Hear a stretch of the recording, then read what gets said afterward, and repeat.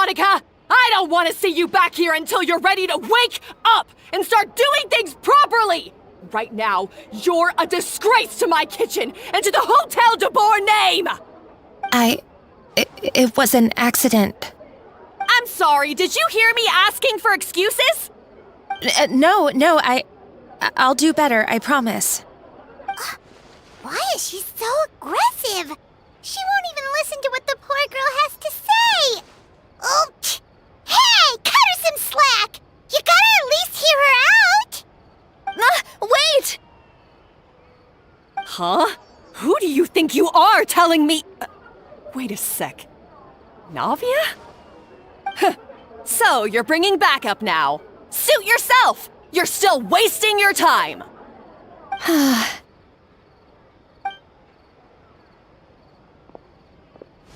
Savannah, is this how you always treat your staff? My staff is right. I'm the one in charge here now. And last time I checked, the Hotel de Boer doesn't take orders from the Spina di Rosula. Of course. How you run your kitchen is none of our business. But when a member of your staff is so overworked he becomes gravely ill, that most definitely is our business. We're going to stand up for him, whether you like it or not. Overworked? I've said it before and I'll say it again. If Fermont can't handle the job, then tough luck. There are plenty of other capable people I can hire instead. But Fermont can do the job, he just... Monica, back inside, now! Huh? But you said I shouldn't come back until...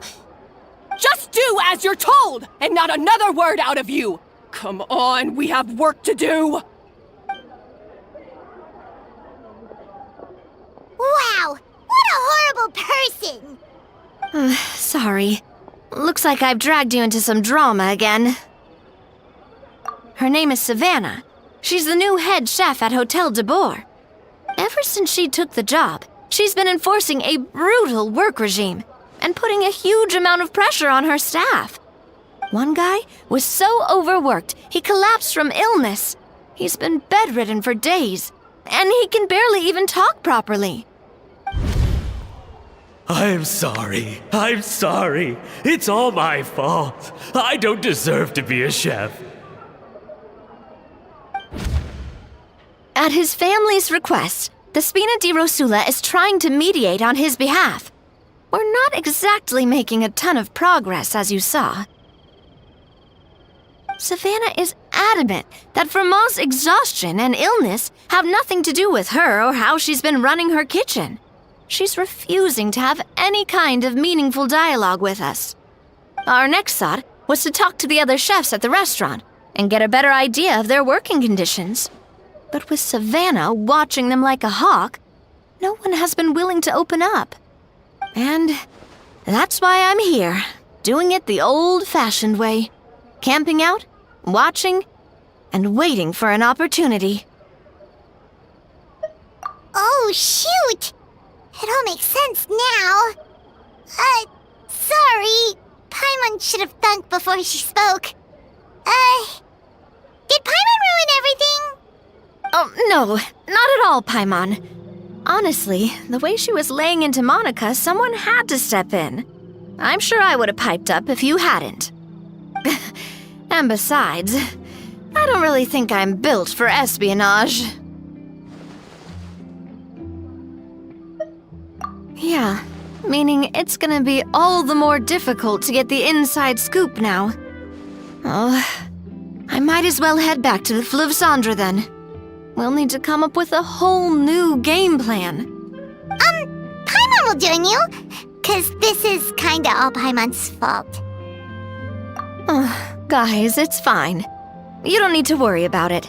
That said, if you were planning to visit the Fleuve Cendre anyway, let me take you out for a meal. I'll make sure it's a proper feast.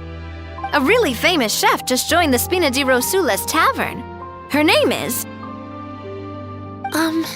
Sorry to interrupt. I just wanted to apologize for the scene you witnessed just now. We shouldn't subject our customers to that. This is a small token from us. It's some candy from Monica. She asked me to make sure it was delivered into your hands. Monica's the one apologizing? Huh. Clearly Savannah is the one who owes an apology. Our head chef has been a little highly strung lately. Sorry for everything. All right. Since there's candy, Paimon will drop it. Not the candy. Thank you for understanding. We'll make sure to pass your feedback on to Miss Savannah. A little highly strung, huh? Paimon doesn't get it. How did someone like her even become head chef? Well, according to Fermat's family, she hasn't always been like this. But that's a story for another time. Let's try this candy. Oh, Paimon totally gets it. Come on, dig in! Huh? Hold on, there's something written on the wrapper. Find Escoffier.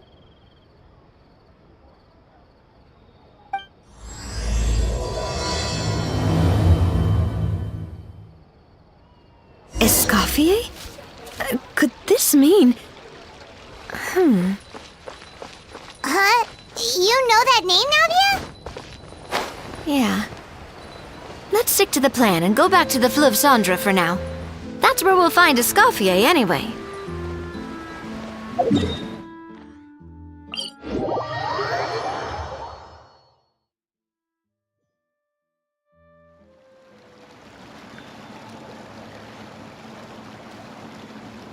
So, who is this Escoffier anyway?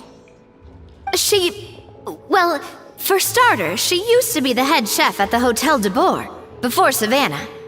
She recreated the legendary Gâteau de Bourg and restored the restaurant back to its former glory.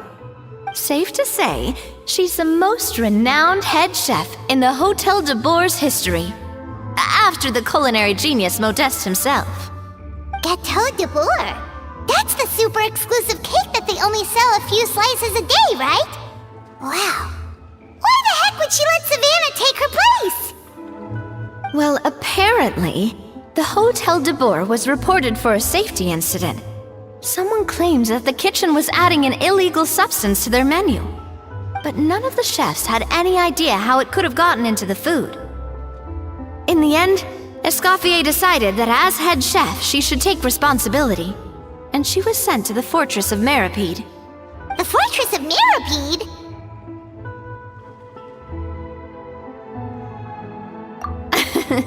Well, you're right. The quantity of the substance they found was fairly minimal. Even the guards believed the whole thing was probably just an accident. Escoffier didn't have to stay in the fortress for long, but still, by the time she returned, the role of head chef had already passed to Savannah. So that's what happened. Paimon still thinks it's really unfair. Even though Escoffier is no longer head chef at the hotel, she's still well respected by the staff. So, I'm guessing what Monica wants is for us to convince Escoffier to try and negotiate with Savannah on the staff's behalf. Oh, Paimon gets it! Monica wants Escoffier to come back and kick Savannah out. It's simple. If the new head chef is stressing everyone out, then the solution is just get the old one back.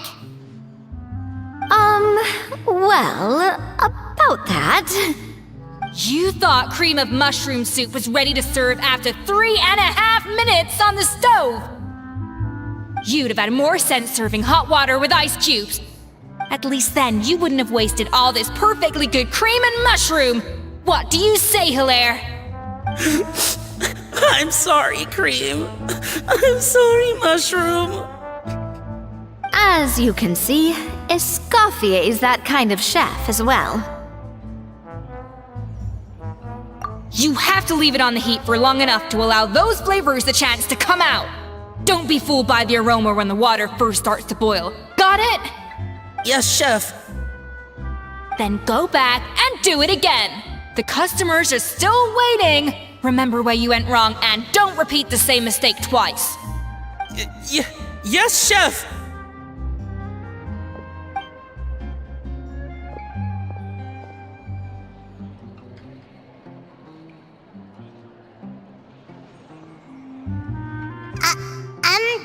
Excuse us,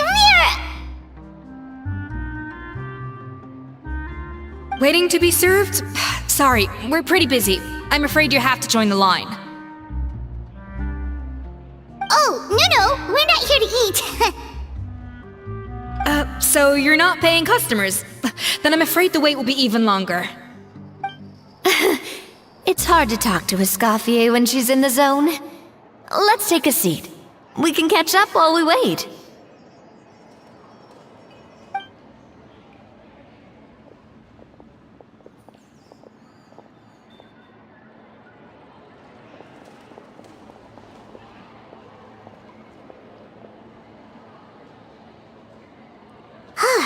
Looks like the rush hour is finally over. Is it always this busy here? These days, yes. I'd say business has tripled since Escoffier joined as temporary head chef. Well, in her words, the Hotel de Boer doesn't need her anymore. It doesn't look like she's got any plans to go back. I guess I'll be heading off then. Wait, take these home with you. We can't serve them now, and there's no sense in letting them go to waste. Oh, thank you, Chef. For what? Like I said, I just don't want them going to waste. Oh, and tell Fiamma to get well soon, so you're not running yourself ragged every single shift.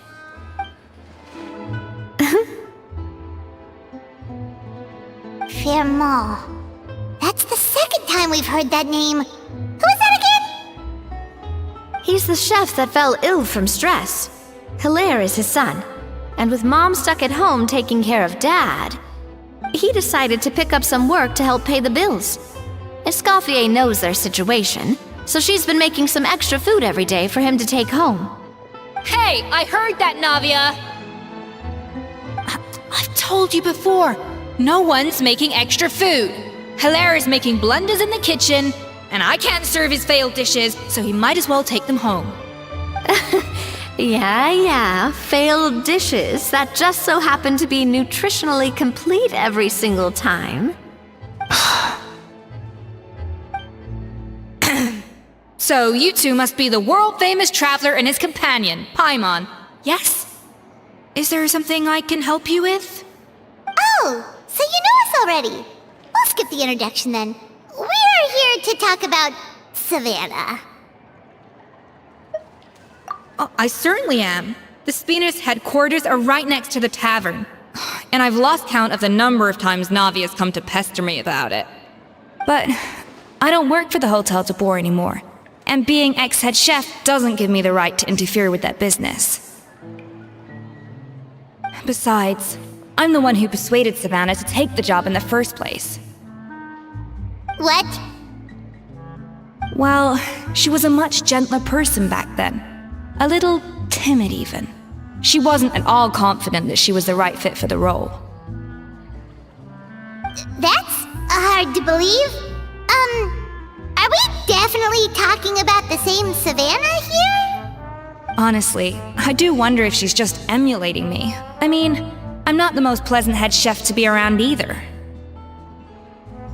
Anyway, suffice to say that given the history between us, it'll be tricky for me to tell her she's doing her job wrong without coming across like a huge hypocrite.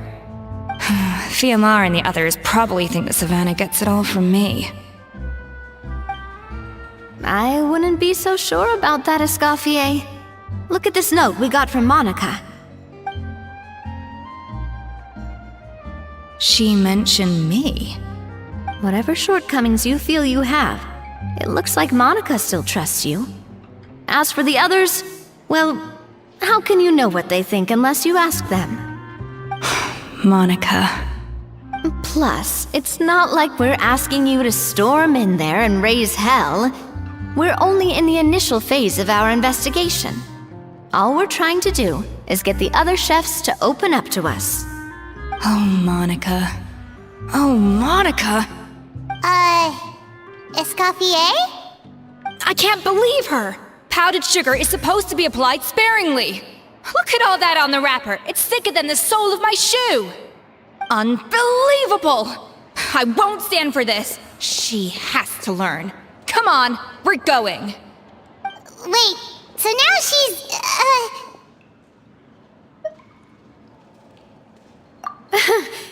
Let's go catch up to her. We don't want to keep her waiting.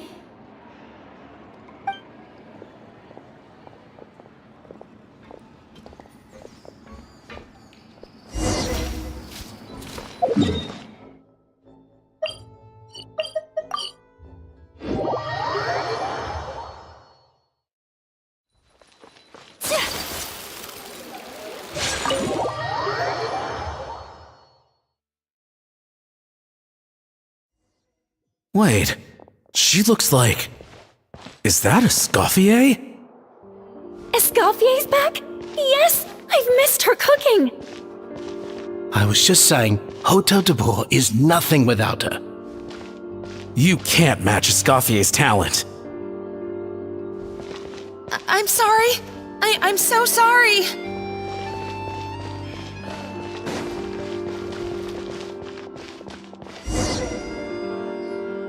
I'm sorry, I'm so sorry. I messed up your order. Oh, I wouldn't go that far. Maybe the taste is a little off, but if you hadn't brought it up, I don't think I would have noticed.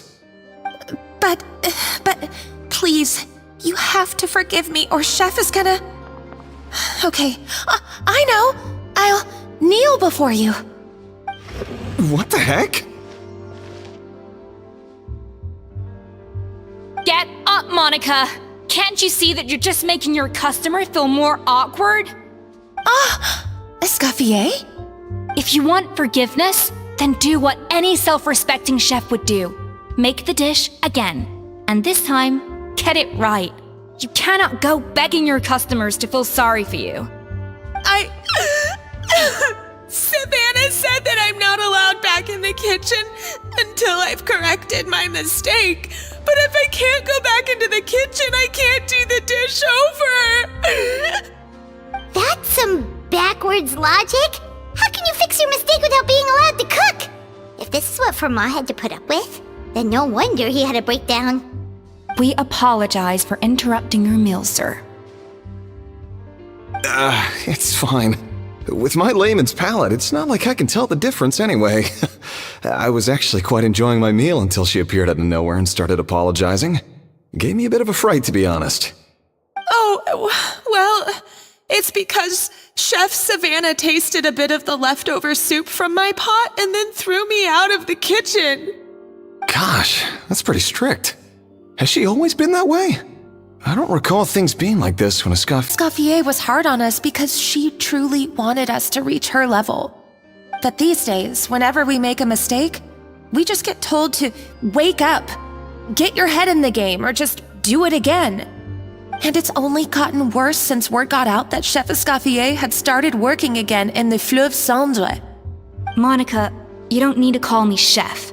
I'm not the boss here anymore. Yeah, but through no fault of your own. What happened back then, that wasn't on you, and all of us know that. That banquet was a huge event, and so many staff were involved every step of the way. With so many moving parts, there's no way of knowing how that Lumiline ended up in the food we served. Lumiline? What's that? A new drug from the Fontaine Research Institute, produced from an extract of the Lumitoile. Apparently it sharpens the senses, so they used it to treat people with impaired responses to stimuli. Oh, yeah, I've heard about that. They found out you can use it as a flavor enhancer since it stimulates the taste buds. Makes things pretty addictive. They also found that overuse can have mood-altering effects, and even lead to nerve damage. So it quickly ended up on the guards' list of controlled substances. Unfortunately, however, some food products containing the additive had already made it to the market by the time the guards banned it from the restaurant industry. Everyone knows that in all likelihood, someone probably just purchased a batch of contaminated ingredients by mistake. But you took all the blame. We all know why. You just didn't want to see this turn into a place where tensions are constantly running high, because everyone's suspicious of each other all the time. And now look at you, a fry chef in the Fleuve Cendre. What are you trying to say? Sure, the Spina's Tavern is no Hotel de Boer, but come on, it's not that bad, is it? Oh, the Fleuve Cendre, you say? Great! That's where I'm dining from now on. Monica, I'm very happy with my current job. And there's no changing the past. We just have to let bygones be bygones. Besides, at the end of the day, I was the head chef, regardless of whose mistake it was. Ultimately, the responsibility lay with me. If only Savannah was half the boss you were. I'm sorry? Do you have a problem with my conduct as head chef? No, chef. So you do remember who's boss? Escoffier? I thought you'd left this place for good. What are you doing back here? What happened to you, Savannah? Why are you acting like this? When I turned this place over to you, You made me the head chef and gave up your right to tell me how to do my job. You're not the boss here anymore, so stop acting like you own the place. Whoa. Sounds like someone has a chip on her shoulder.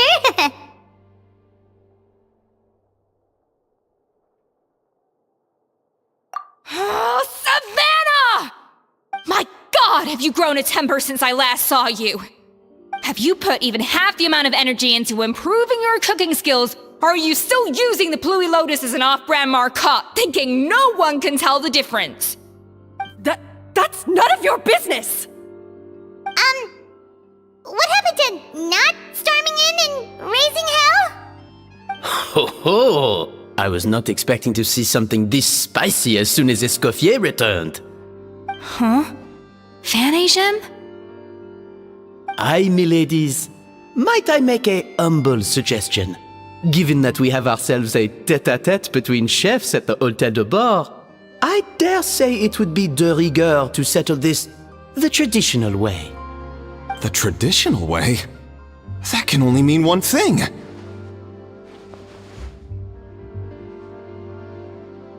That's right! I'm talking, of course, about the tradition established by Modeste himself. The cooking contest! According to legend, the founders of Hotel de Boer, Modeste and Savelli, used this method to resolve all of their disputes. Everything from petty arguments over next week's menu to disagreements over the strategic direction of the restaurant. The cooking contest would decide who had the final say. Sounds like they had a lot of free time on their hands. Well, it might sound that way to us. But in fact, the cooking contest played an enormous role in motivating chefs to hone their skills, reaching new heights of excellence in the culinary arts.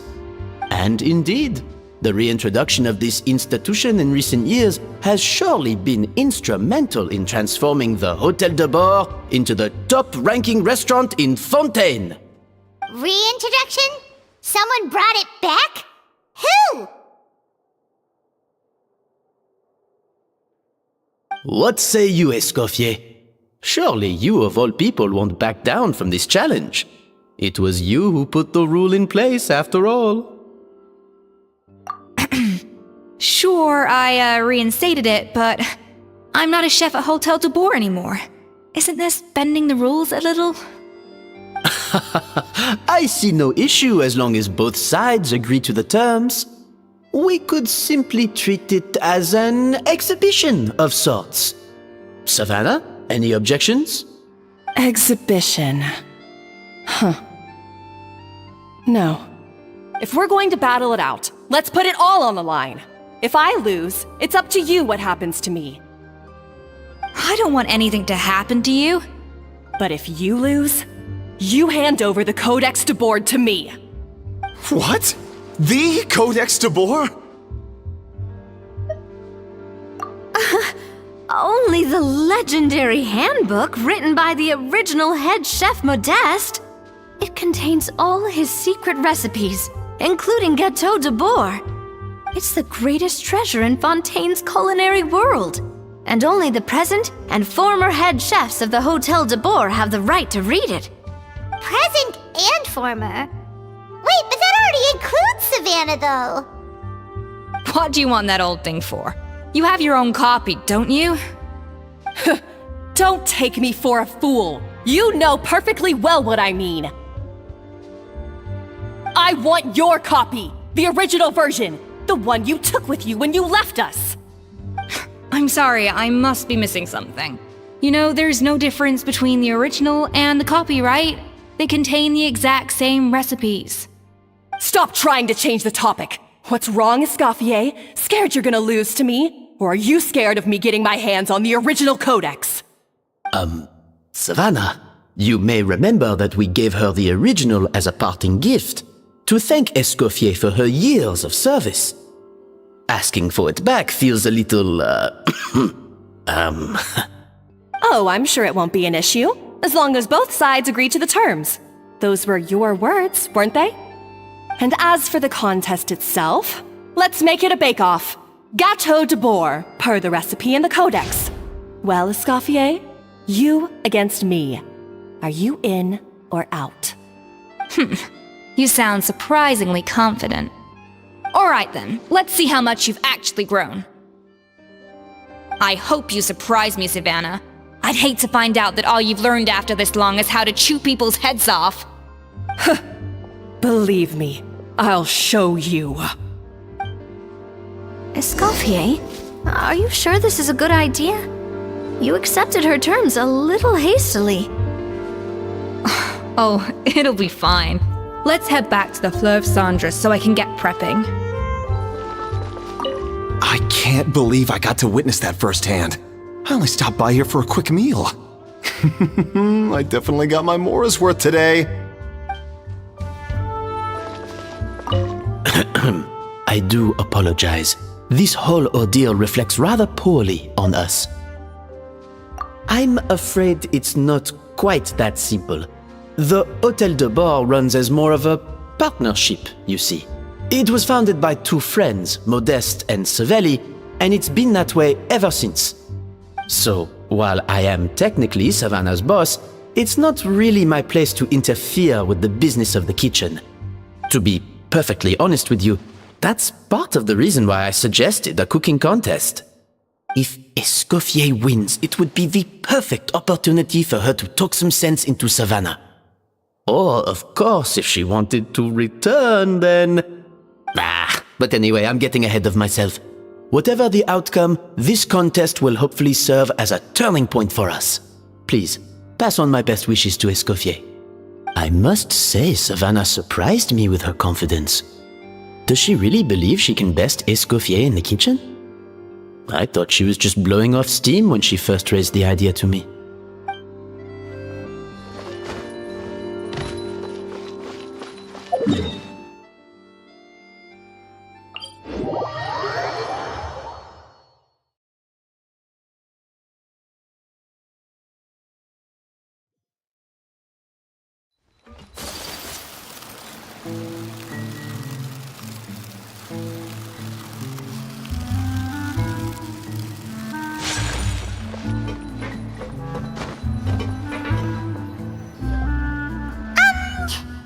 So, this whole bake-off thing kind of came out of nowhere. Was it really sensible to just go along with it? Well, I got a sense that she's holding something back. But we chefs always express ourselves in our cooking. So if she won't talk, this might be the best way to find out what's really going on with her. Huh? Holding back? Sure didn't sound that way to Paimon. Escoffier only picked up on it because she's the same way. Always closed off, never letting you know what she really thinks. That's patently false, at least where your macarons are concerned. I've been nothing but truthful with you about the disgraceful amount of sugar you use. Okay, that's one case where you can keep your thoughts to yourself. Oh, that? Well, it's not so much a recipe book as a diary of Modeste's adventures. Back in the day, he and his good friend Savelli explored far and wide, partly adventuring, partly looking for new ingredients and developing new recipes.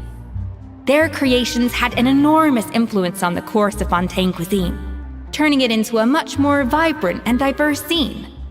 For instance, legend has it that the original Gâteau de Bourg was made using a special secret ingredient that Modeste discovered on one of his adventures. So rare was the ingredient that they could never make more than 16 slices of the cake per day. But everyone who tried it claimed that it was one of the most blissful and invigorating things they had ever tasted. Modeste and Savelli went on to found the original Hôtel de Bourg, which catapulted them to stardom in Fontaine's culinary world. Especially Modeste. He was hailed as a once-in-a-generation genius, and over time, the recipes from his adventure log became known as the Codex de Bourg. Paimon's heard this kind of story before. Armed with the Codex, the Hôtel de Bourg took its rightful place as the finest restaurant in the land, serving those recipes for centuries to come. Something like that? What? No, of course not! Cooking is a constantly evolving art form.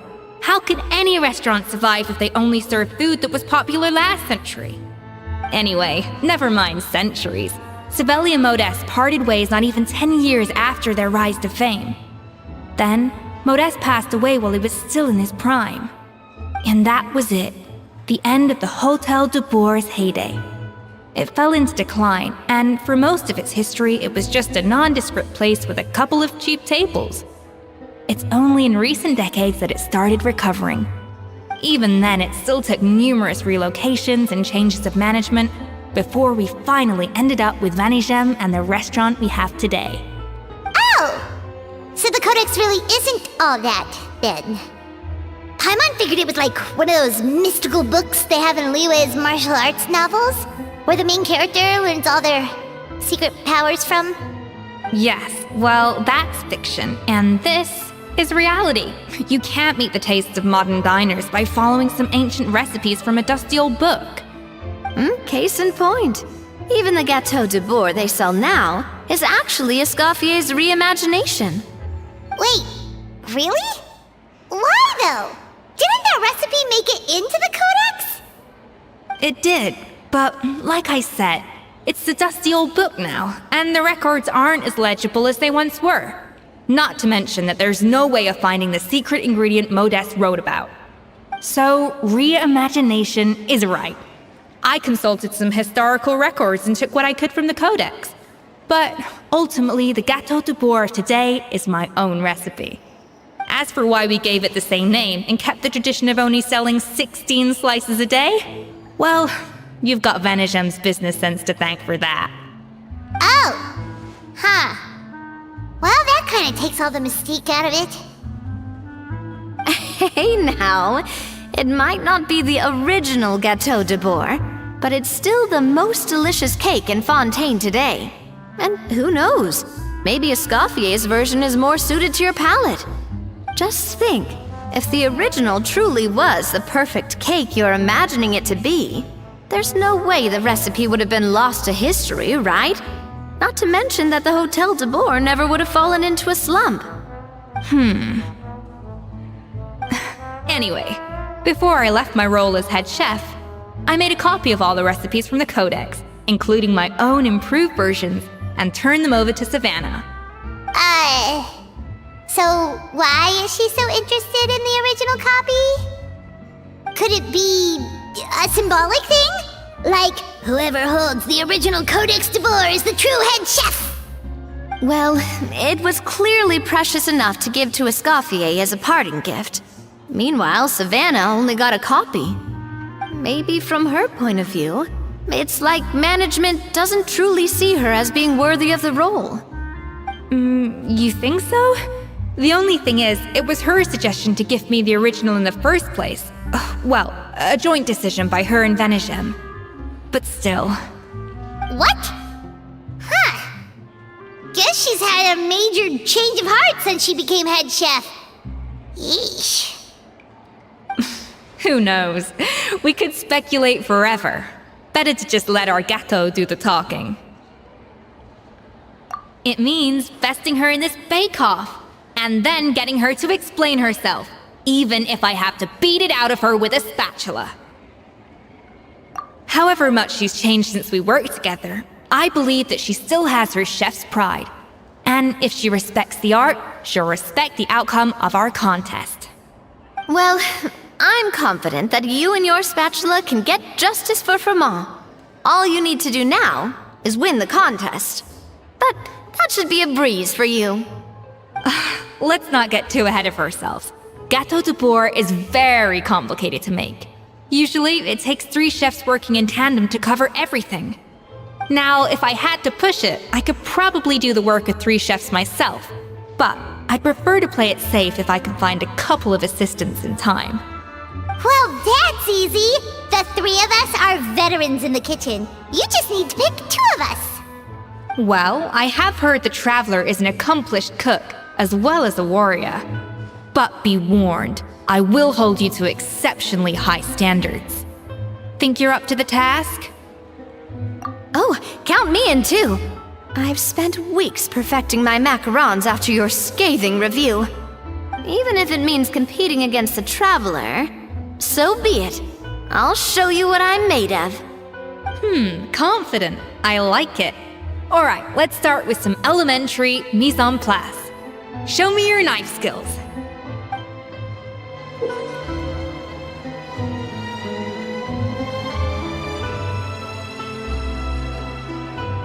I've always called it chopping stuff up, not mise en place. But it's basically the same thing, right? Oh, Navia. The difference in your case is that mise en place is chopping stuff up without sending juices flying all over the kitchen.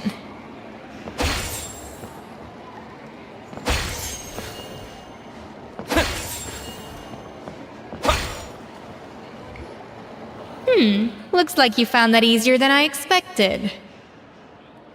Yeah, thankfully it was pretty straightforward in the end. You made it sound like we'd be carving statues out of fruits or something. Well, brace yourself, because the next step is anything but straightforward. I'll be using this cold press to extract flavor compounds from the ingredients. A kind of special food processor I got the Fontaine Research Institute to make for me. It uses cold temperature extraction to isolate the essence of cooking ingredients, which can then be used to flavor dishes more precisely. But this isn't exactly standard kitchen equipment, so that probably didn't make a whole lot of sense. Let me give you a demonstration instead.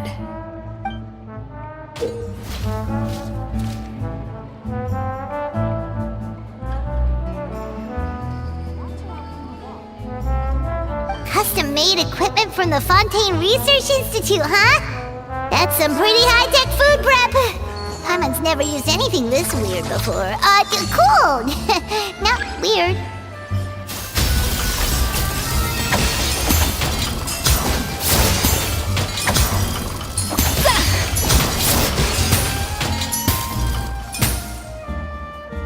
And done! These are the flavor compounds extracted from our ingredients. I processed all the fruit you chopped up earlier. Wow! Even the smell is so much more concentrated. What next? Do we add all this stuff in? Absolutely not! Throwing everything in at once will ruin the balance of flavors. We have to go slowly and carefully to calibrate the exact flavor we want. I'll demonstrate again. Now, watch closely.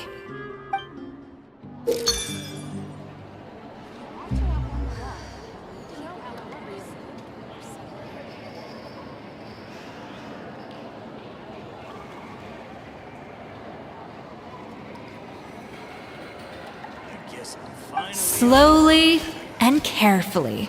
Not a drop too much, and not a drop too little.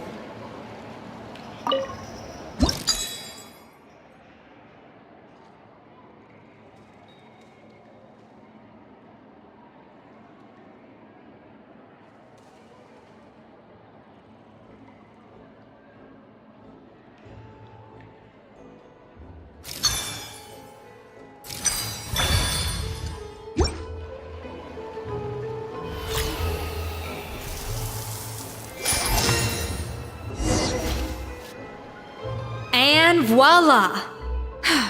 Now it's your turn.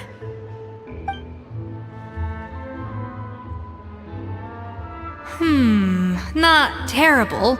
Considering this was everyone's first time blending flavor extracts, it could have been worse. But the traveler's work was surprisingly good. Are you sure you've never done this before? You got almost perfect results on your first try.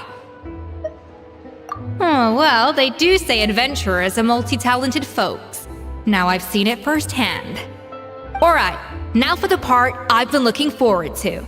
I want each of you to cook something from the Hotel du Bois' current menu. I'll judge your submissions and give you a final score. That's right, the true test of your cooking skills is the finished product. It'll be good practice for the contest itself. Now get to it. Chop chop!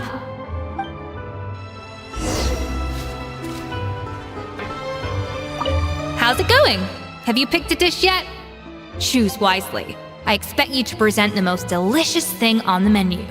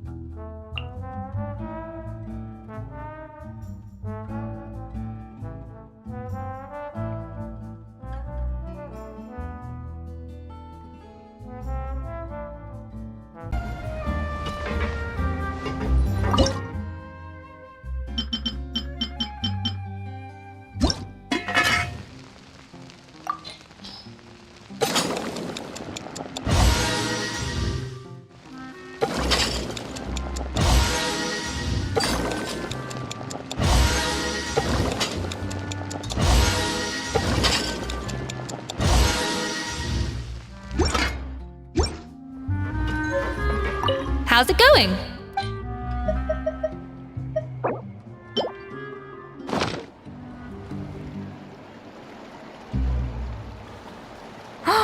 Look at that! With the grace of a snow-winged goose, as I like to say. Now, let the grating commence.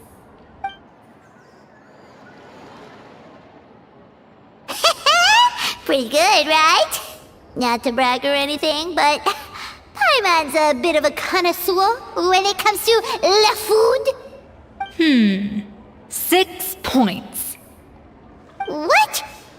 Oh, well, fair enough. Paimon doesn't cook all that often, so as long as it's a pass. That's 6 out of 100. What?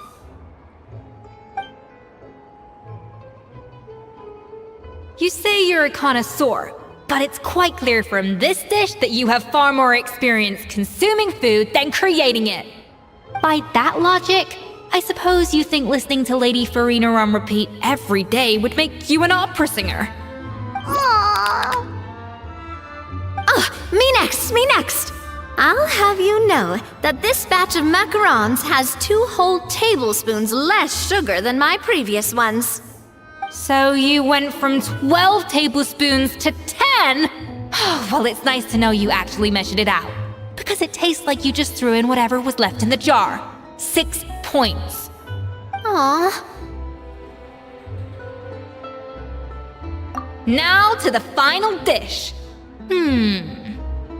So, what do you think? This is our last hope. 8 points. Darn! That's barely higher than what we got. Not exactly. The color is spot on. Beautiful aroma. Excellent presentation. I have to give this one 8 points out of 10. Maybe even 9 points. Huh? How did you pull that off? Don't get me wrong. There's room for improvement. But still, this is clearly the work of an accomplished chef. I can tell that you've put many hours of work into honing your skills in the kitchen. I can really taste the grace of the snow-winged goose in this dish. The traveler's journey, with all its trials, tribulations, and setbacks. Not to mention the frustrations of having a picky eater for a partner. Hey, you made that last part up! No way did you taste that! Well, it looks like I lost fair and square. I guess you'll be taking the Traveler as one of your assistants then? But if it takes 3 chefs, that still leaves 1 slot remaining. Maybe Paimon and Navia should keep practicing and see how it goes? Chef Escoffier! Oh, it's Hilaire! What brings you here? I heard the news about the cooking contest. You're doing Gâteau de Bourg, right? I was just wondering if you needed any help? And you think you're up to the task, do you? Oh, no, I know I'm not there yet. It's actually my dad who wanted to help. Firma, last I heard, you could barely get out of bed. Chef Escoffier, Navia, Traveler, thank you all so much for everything you're doing for me and my family. I've had enough of sitting around at home while you run yourselves ragged. If you let me, I'd like to help you win this cooking contest. Yeah, I was gonna say the same thing. Don't you worry. I'll be fine. I'm feeling much better now. I'm sorry. I know I've been rather useless these past few days, but not anymore. The fact is, I'm a fine chef, despite recent events. I've proven myself in the Hotel de Bourg kitchen, so if anyone's qualified to work under Chef Escoffier, it's me. I think. I hope so. Firma, have you even set foot in a kitchen since leaving Hotel de Bourg? I have not, but I'm fully rested now. I know I can handle it. I'll prove it. Let me whip something up for you right now.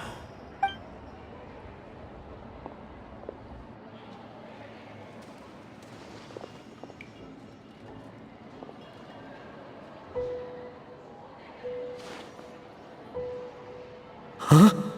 That's strange. Why are my hands shaking? What do you call this, Firma? I can't seem to grip my knife. Do it again! Again! Again! So much better. And then will I never be able to work in a kitchen again? Dad, talk to me. What happened? I think the real issue here is not physical exhaustion, but psychological trauma. Monica, when did you get here? Probably because you were all concentrating so hard on your cooking. I didn't want to interrupt your flow. But anyway, Firma, I'm so sorry. If only I'd known how serious your situation was, I would have stood up for you sooner. You have nothing to apologize for, Monica. During those long nights of redoing every order, you were the only person who looked out for me. Oh, come on. All I did was make you some tea. I doubt it was much help. Savannah was so ruthless toward you. I probably should have brought you something stronger. She sounds like the worst. Alright, another Savannah horror story. Let's hear it. She's been getting harsher and harsher on us ever since she heard about Escoffier's new role in the Fleuve Cendre. Seems like no matter what we make, she'll find something wrong with it. What is this? It looks like a dog's been at it! In the the trash now! Then she orders us to redo the dish again and again, but we never know what's going to make her happy. Do it again, do it again, do it again! Every time you remake it, you just get another earful from her. Either straighten yourself out or get out of my kitchen! So now, it seems like just picking up a kitchen utensil gives me flashbacks of her yelling at me. Oh man, that must be awful. The more I want to get it perfect, the more my hands shake, and the more scared I am of making another mistake. How can you give up so easily, Fiamma? You weren't a quitter when you were working for me. And even under Savannah, you talk about working late into the night trying to perfect your dishes. That says to me that you still hadn't lost that determination to prove yourself. What changed? I don't know what's come over me. When I think back, I just remember feeling like my heart and my hands were growing heavier and heavier as the shift went on. Each time I had to redo a dish, my heart sank a little further. Maybe Savannah was right. Maybe I am just hopeless at this. Dad. I see. Well, it sounds like there are some deep issues at work here. Ones that won't be resolved by merely seeking compensation. I will win this contest, and after that, I encourage you to approach Savannah and talk this out. But what if you can't find another assistant in time? Clearly, I'm in no state to help out. You think being one person short will ruin my chances? Let's not forget, I taught you and her everything you know. Even if I had to go it alone, I would present the perfect gâteau. Oh, well, Paimon and Nadia will still keep practicing, just in case. And so will I. Yeah! And if worse comes to worse, we can always get the Spina di Rosula to put out an emergency call for chefs. There's gotta be someone out there, right? Actually, I thought maybe I could help. That's sort of why I'm here. What? Why didn't you say so? I was going to, but then, well, this is the first chance I got. You do this for us? Thank you so much, Monica. Alright, fine by me. But aren't you still working for Savannah? Joining the other side seems like a guaranteed way to put your future employment in jeopardy. I know, but it's all right. I've made up my mind. With the way things are, I can't keep working for Savannah much longer anyway. Unless I want to become the next Fermat. I'm done with sucking it up. It's time to try and turn things around. If this cooking contest can get Savannah to see the error of her ways, then I'm sure she'll forgive me for this.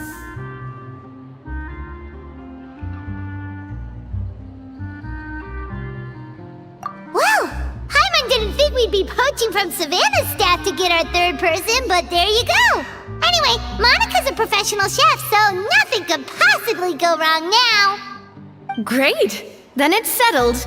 And to congratulate you all on making the team, I propose a Spina-sponsored meal to celebrate. Spina-sponsored? Wait, you mean I'm cooking? Well, I promised the traveler a feast in the Fleuve Cendre. And I know how much you've been looking forward to it. Yeah! Feast, feast, feast! Alright, if you insist, then prepare for some of the finest food of your lives.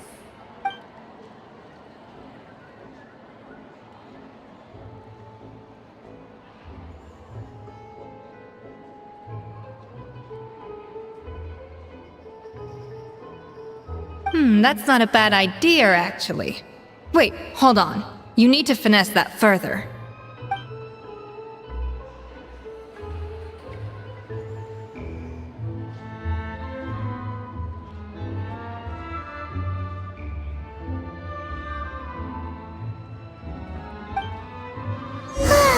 That was a dream come true. Paimon never knew Fontanian cuisine could be this good.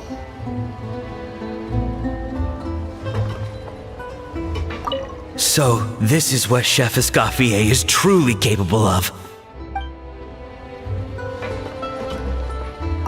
Wow. I don't know if I'll ever be able to cook as good as that.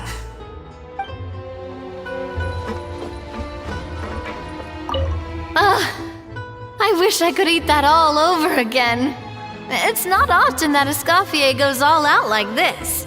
And it's all because of you, Traveler.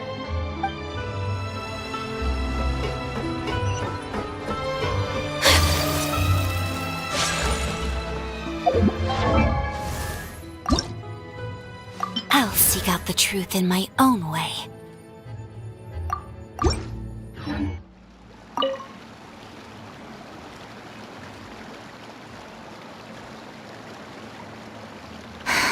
Why, Savannah? Why? Oh, nothing.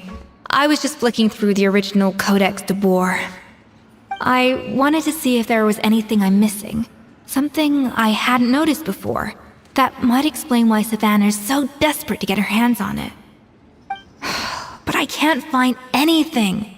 It's just some hastily scribbled recipes in between diary entries from Modeste's adventuring phase.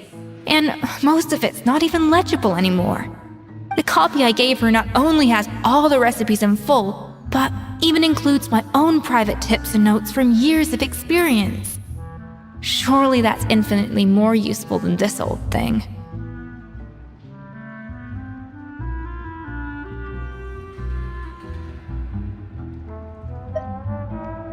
Yeah, maybe. Still, it's just hard for me to imagine that the Savannah I knew would go to all this effort just to make a point. We were. At least I always thought we were. She was a little shy, but meticulous with everything and everyone she dealt with. She made a few mistakes here and there, but she was quick to correct them whenever they were pointed out. And she was always striving to improve as a chef. Those qualities are why I recommended her to replace me as head chef. I never imagined for 1 second that she'd cause Fiamma and the other staff so much grief.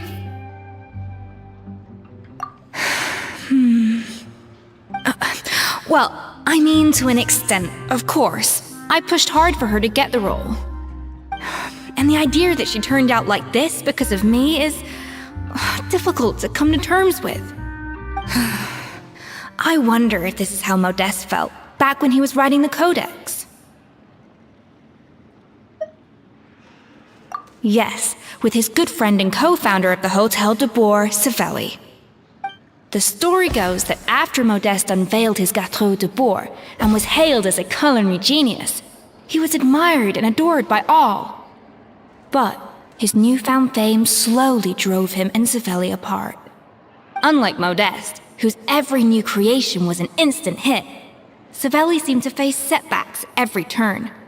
Doors that would swing wide open for Modeste would shut in Savelli's face. And with Modeste being whisked off to all manner of functions by his celebrity friends, he had less and less time to discuss the culinary arts with Savelli. People started gossiping about Savelli, and their relationship between the two gradually soured. Everything came to an abrupt end when Modeste, still in the prime of his life and still hailed as a genius, suddenly died from an acute illness. And that was it.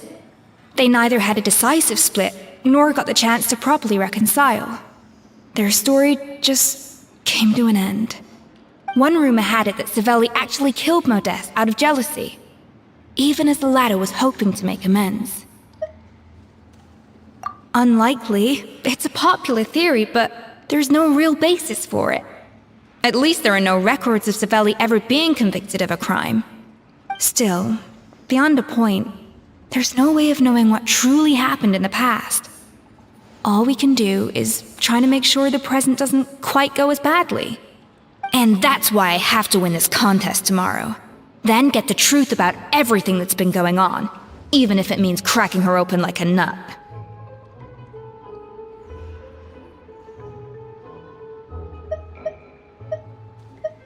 Really? Well, I like the confidence. Don't let me down tomorrow, then. You better bring your A game.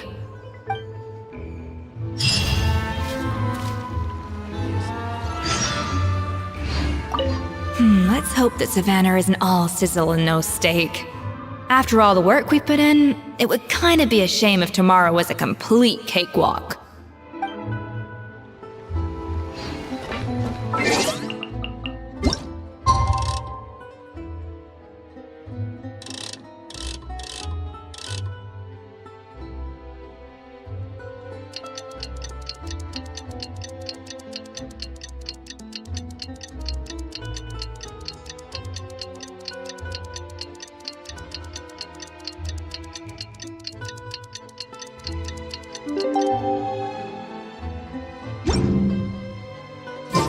It's cooking contest day! To the Hotel de Boer! Toot sweet!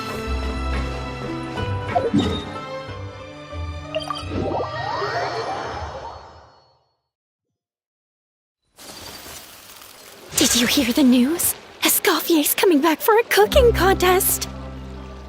Wait, seriously? Escoffier in a cooking contest? Now that I've got to see! I don't get it. Why would anyone in their right mind challenge her to a cooking contest? We cannot just rely on the ocean's self-cleaning ability.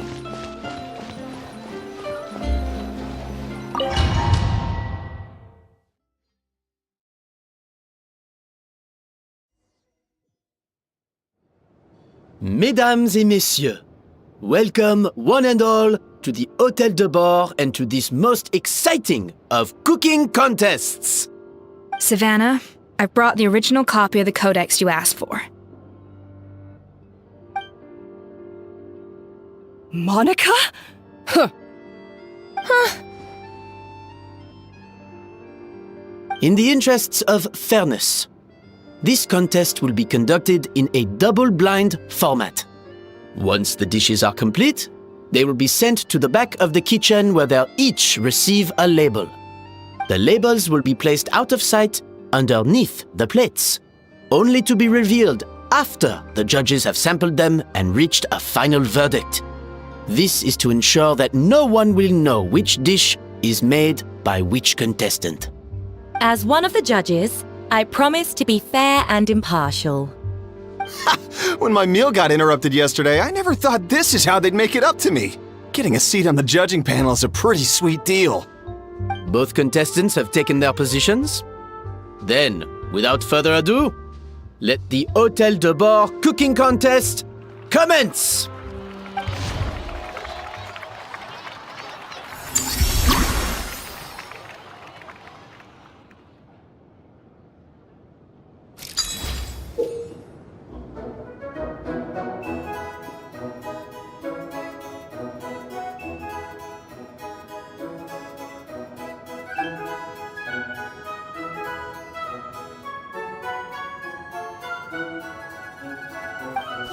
Monica, Traveler, it's go time. Let's do this.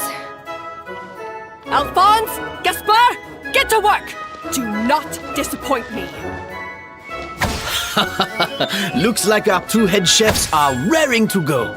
Like an oven on full blast, this competition is quickly heating up.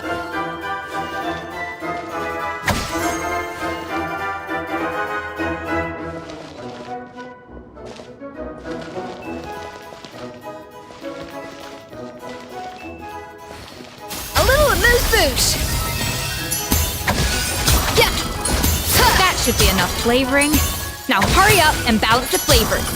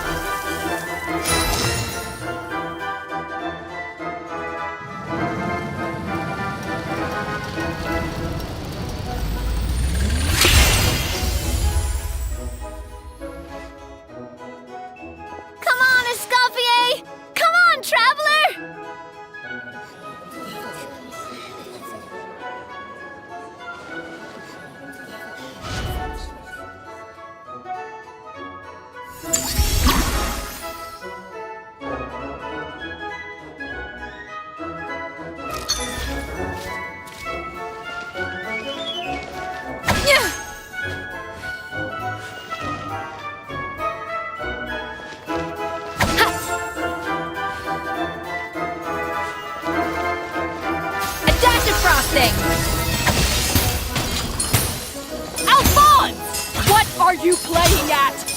Not how I taught you to do it! Stop horsing around and do it again! Yes, Chef!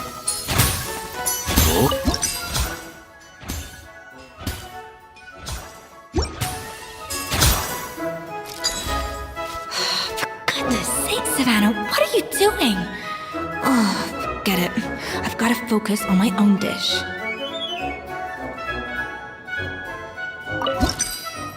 The balance of flavors is about right, but the quantity is too low.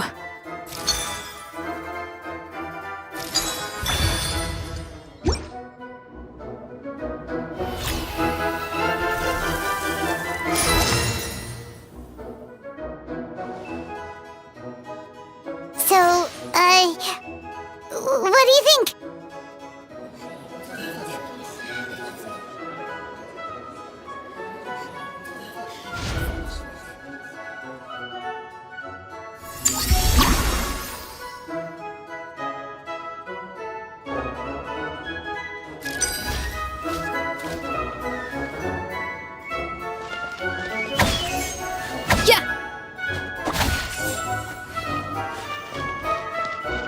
To the freezer!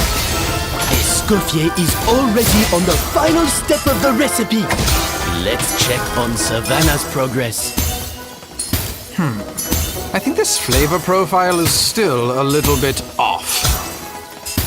Enough! Oh, useless! Both of you! Make like an egg and beat it! I'll do it myself! Wow! Is Savannah serious? Can she really make up for lost time working alone?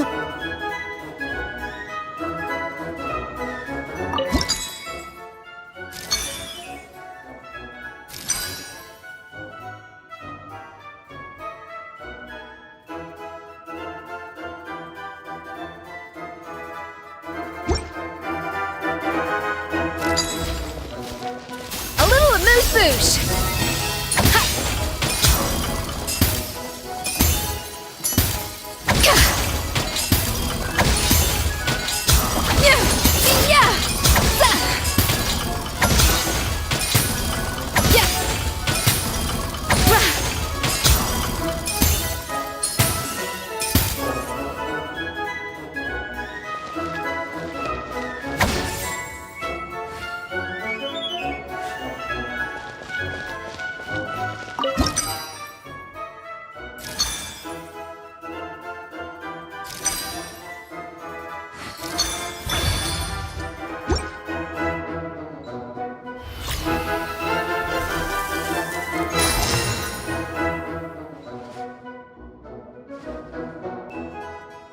You can't match Escoffier's talent.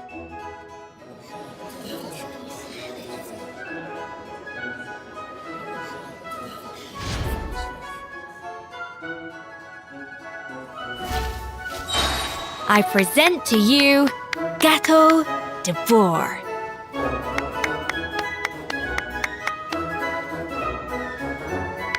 The pinnacle of excellence!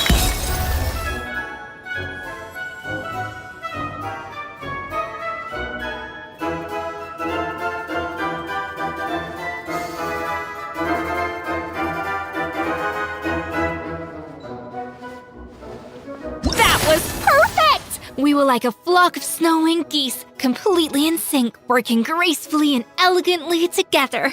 Great work, team!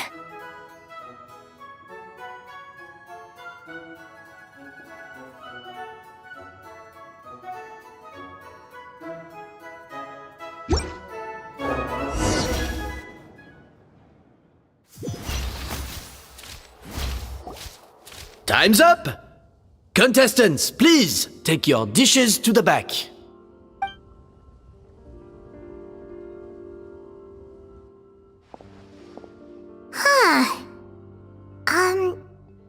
That guy was right. You really can't tell whose is whose just by looking at them. We both made the same dish after all. For all her flaws, Savannah's a talented chef who earned my recommendation for good reason. She wouldn't screw up something as elementary as the cake's appearance. Whoa! This is really rather good. Wonderfully soft and fluffy. beautifully sweet. This is a masterclass in how to make gâteau de bois. I would give this one at least 9.9 out of 10! Only because there's something about the flavor of the base. It's just a little different from the recipe I'm used to. Huh? Really? I couldn't tell.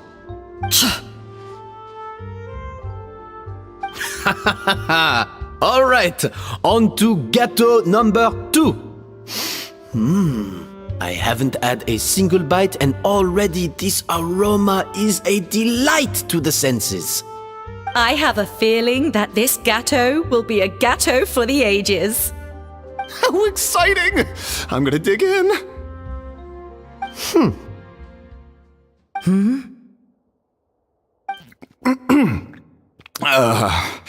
I think maybe someone got a little carried away when they were adding the sugar. Not just the sugar, it's the flavors too. This is all over the place. Who made this? It appears the decision is unanimous. This gâteau is far below the standard we would expect. And Paimon thought this might actually be close. Turns out she can't bake to save her life. Something's not right here. Savannah may not be perfect, but no way is she this sloppy. I can now declare that the creator of the first gâteau has won this cooking contest. Now, all that remains is to turn the plate over and reveal the chef's name underneath. What? It's Savannah? No! That's impossible! Hey, Savannah! You cheated, didn't you? You cheater! What did you do? Oh, you swapped the plates, didn't you? Well, someone's a sore loser. These cakes went from the oven to the judge's table without me ever laying a finger on them. And everyone here can attest to that. It was Vanejem's staff who labeled them in the kitchen. If you're looking to accuse someone, why don't you start with them? Isn't it more likely that Escoffier's lost her edge? Oh, or maybe her assistants let the team down. You take that back! Judges, we demand a rematch!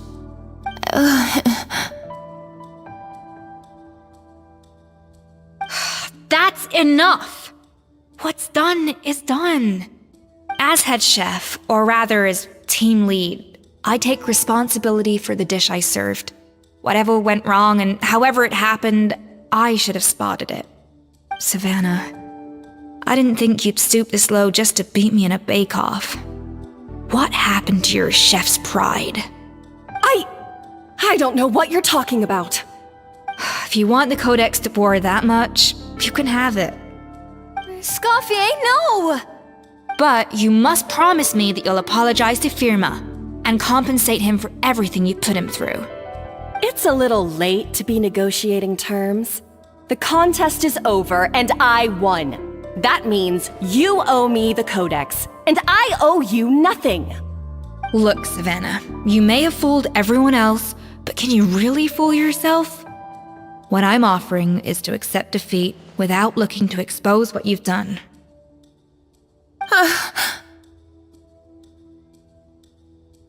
But only on the condition that you promise to stop putting so much pressure on your staff. Fine. I'll treat this as your final handover of duties from one head chef to the next. So, will that be all, ex-head chef? Or is there any other unfinished business you'd like to leave in my hands? I didn't mean that to be a scolding from your former boss, just a word of advice from a fellow chef and a friend. But I don't know if you're even open to input from other people anymore. I know what I'm doing. I don't need your advice. All right, fine. I'm glad to hear it.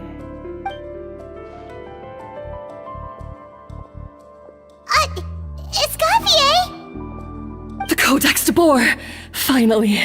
Now, at long last, I will succeed. Escoffier? How could you let her get away with this? Yeah! The Codex is a souvenir of your time here! Doesn't that mean anything to you? It's alright. It was just a bake-off, not the end of the world. I'm already over it. Besides, it's not all bad. She agreed to compensate Firma. That's mission accomplished for the Spina. Honestly, if I'd have known that giving her the Codex would solve everything, I'd have just done that in the first place. I mean, why bother with the whole cooking contest? It's such a waste of time and energy.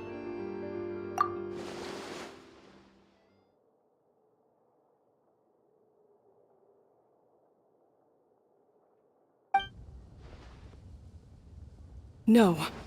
No! This doesn't make any sense! Huh? That's it? No secrets, no nothing? I don't believe it! This can't be happening. Oh, Chef Savannah! Savannah?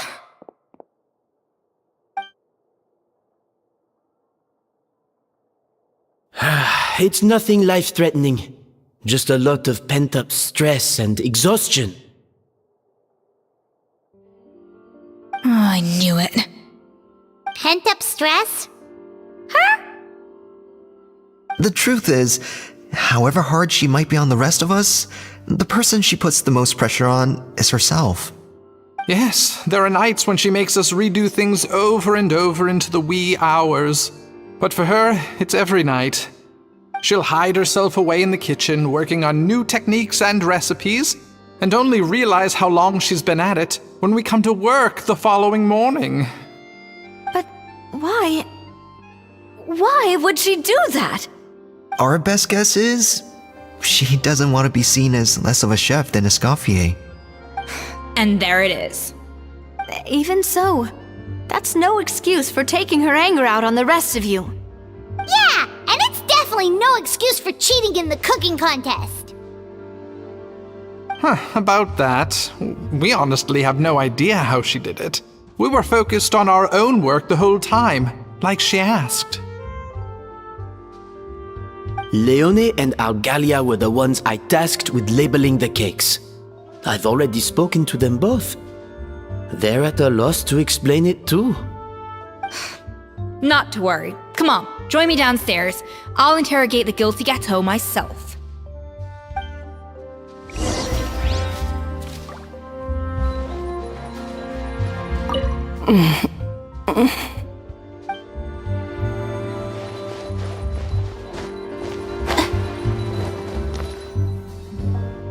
Well, how is it? Have you figured out what it was? Oh, this is aggravated assault on my palate. I'd rather eat wet cement than this. Is it really that bad? I made sure to taste test it before it was served. Oh, relax. This isn't your cake. Savannah never switched the plates. The offending flavors are coming from in between the icing and the cake base, which means someone tampered with it while it was being made. Or in other words, we have a traitor in our midst.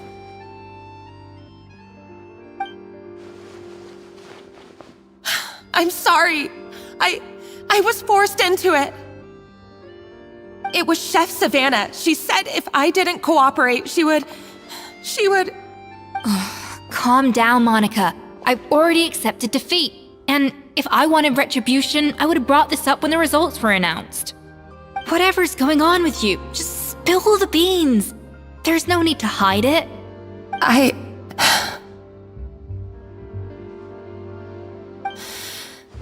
I was the one who caused the food safety incident that one time. Food safety? Wait, you mean the Lumaline incident? So you procured the contaminated ingredients? I think so. Savannah and I were on procurement that day. I didn't check everything as well as I should have, and so I let contaminated ingredients make it into the kitchen. But I swear I didn't do it on purpose. I had no idea there was an issue with them, and I didn't know it would end up with Escoffier going to jail. But the last thing I expected was for Savannah to use it as leverage to blackmail me with... This is crazy! So Savannah pressured you into sabotaging Escoffier's cake by threatening to expose your secret if you didn't? I know, it's terrible. I'm so sorry. I was so scared. The thought of Chef Escoffier finding out that I put her in jail, it made me freeze up with fear. I thought Escoffier would hate my guts if she ever found out, and yet somehow that's ended up in me doing something even worse.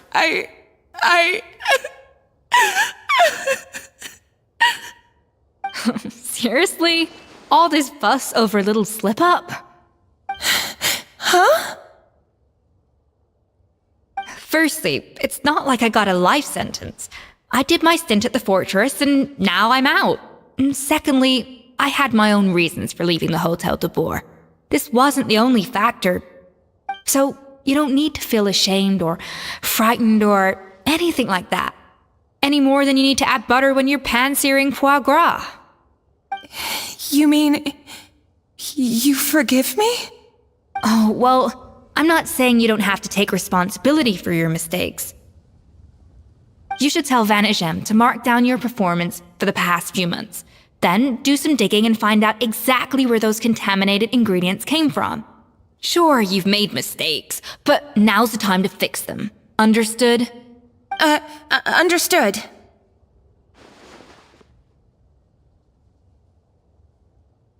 Good. Now, back to Savannah. What about the original codex would compel her to resort to blackmail? I have my suspicions. Not that I've got any proof to back them up, though. Ugh. What happened to me? I've overheard some customers murmuring about how the Hotel de Boer hasn't been the same since Escoffier left. They think our menu doesn't taste like it used to, especially our signature items.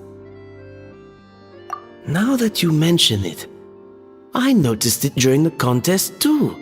I couldn't put my finger on it, but the flavor seems subtly different from how it used to be. But the difference was so small, I'm sure no one would notice it besides our most loyal customers and true dessert connoisseurs. Still, as head chef, it's easy to see why Savannah would get so hung up on it. So many times I've seen her make the cake base over and over again, late into the night, determined to match Escoffier's version. But something's always slightly off every time. Yeah, I've noticed that too. Never really gave it much thought, though. Thinking back on it now, it's clear that Savannah's been in a downward spiral ever since Escoffier left. She wants to prove that she can fill Escoffier's shoes. That's gotta be the reason. But after countless setbacks, she's getting more and more unhinged. And at some point along the way, she switched from doubting herself to doubting Escoffier. Doubting Escoffier? For what? Yeah, it would explain why she was bent on getting the original at any cost. She must have thought Escoffier purposely omitted key details from her recipes when she copied them out. Also, she could retain her place as the #1 chef in Fontaine, the only one privy to all the secrets of the trade. Oh, for goodness sake, what a stupid idea. Of course. Then she finally got the codex only to discover that the secret recipes she's been pining for don't exist at all. Seeing how utterly wrong she was must have been a real shock to the system. It probably brought up everything at once. It overwhelmed her, and she passed out. There's still one thing that doesn't make sense, though. If Savannah had the real recipe all along, how come it tasted different? She might not be on the same level as Escoffier, but surely after like 50 attempts, she'd get it right one of those times. You'd think so, but geniuses like Escoffier are in a league of their own.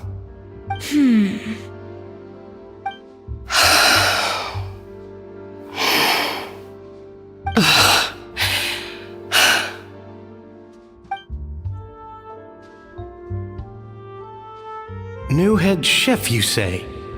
What's her name? I don't think I've heard of her before. I wonder, can the Hotel de Boer keep its edge without a Escoffier at the helm?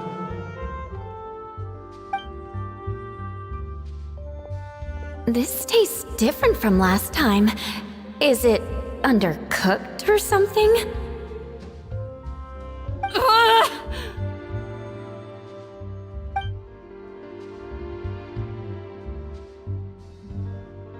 Take this. It's a copy of the Codex de Boer. From now on, you will be its keeper.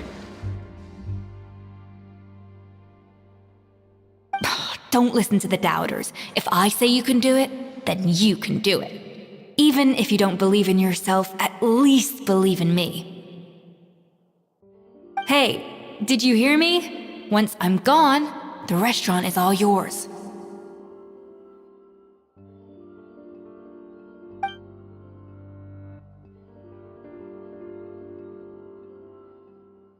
All this time, I've been blaming other people, but maybe I'm the problem.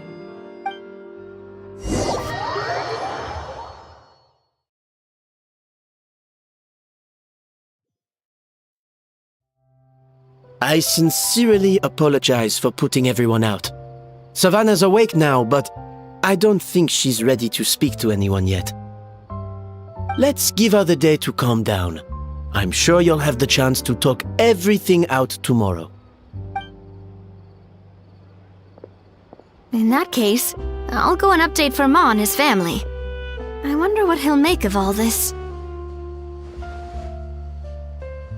So, we'll come back tomorrow then. That was a long day. I think I've earned myself a sweet treat when I get back home. Oh, nice! Macarons? Or are you gonna switch it up this time?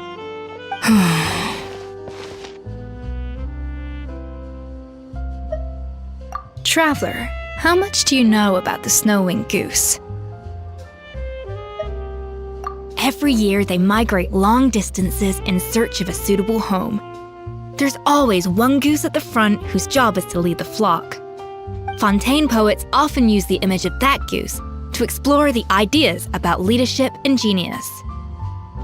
They usually imagine someone who's a cut above the rest, a model of perfection. But what those poets don't know is that during a migration, the lead goose is always changing. Once the lead goose shows signs of fatigue, it retreats to the back of the flock and allows another goose to take its place. So the truth is that leadership, with all the responsibilities and pressures that come with it, it's something that everyone takes turns at.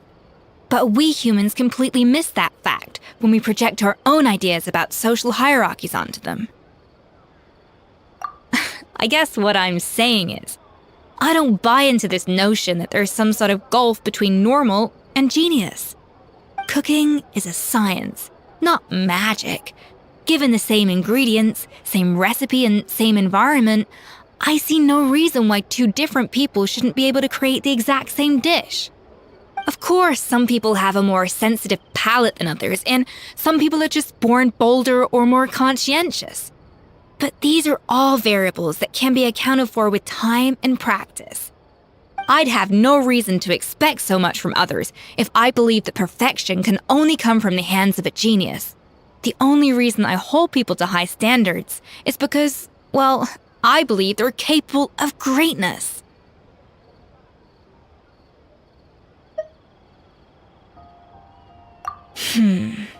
Okay, I've made up my mind. I'm gonna get to the bottom of why Savannah failed. And come tomorrow, I'll give her the scolding of her life, pointing out all the mistakes she's made along the way. Then she'll finally see the error of her ways.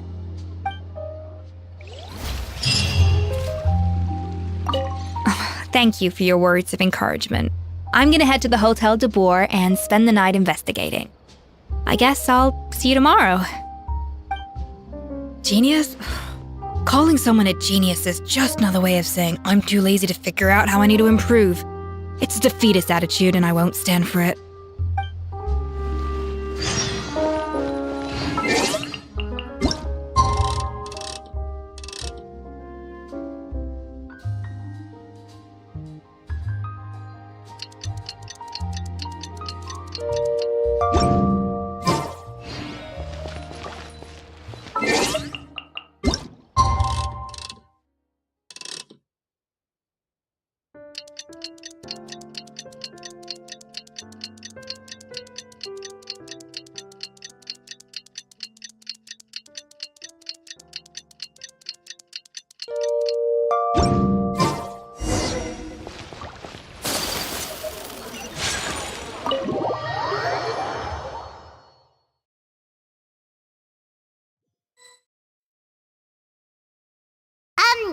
Why are we here so early? Our meeting with Vanigem isn't for a while.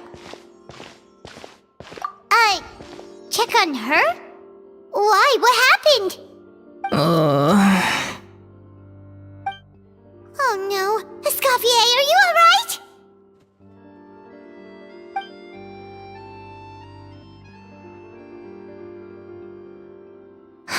I'm fine. Just need to get some more coffee in me. Huh? What happened to my coffee? Did I really drink it all? Alright. Thanks. I appreciate it. Well, there's cooking facilities here. Or we could just grab a cup of coffee from Cafe Lutece, but either way, hurry!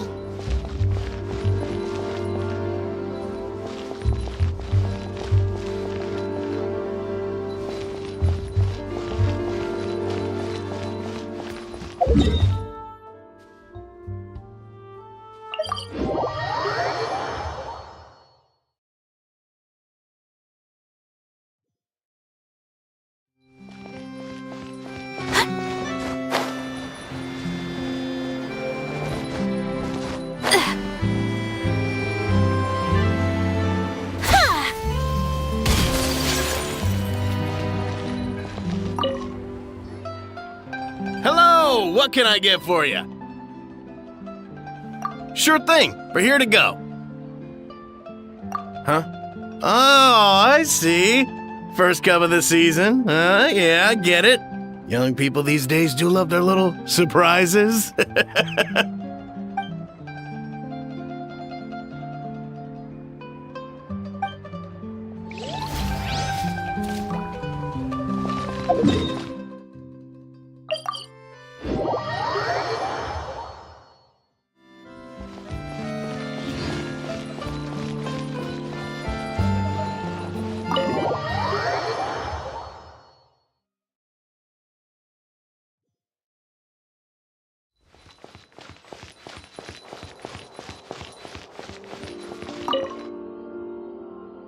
Coffee. Need coffee.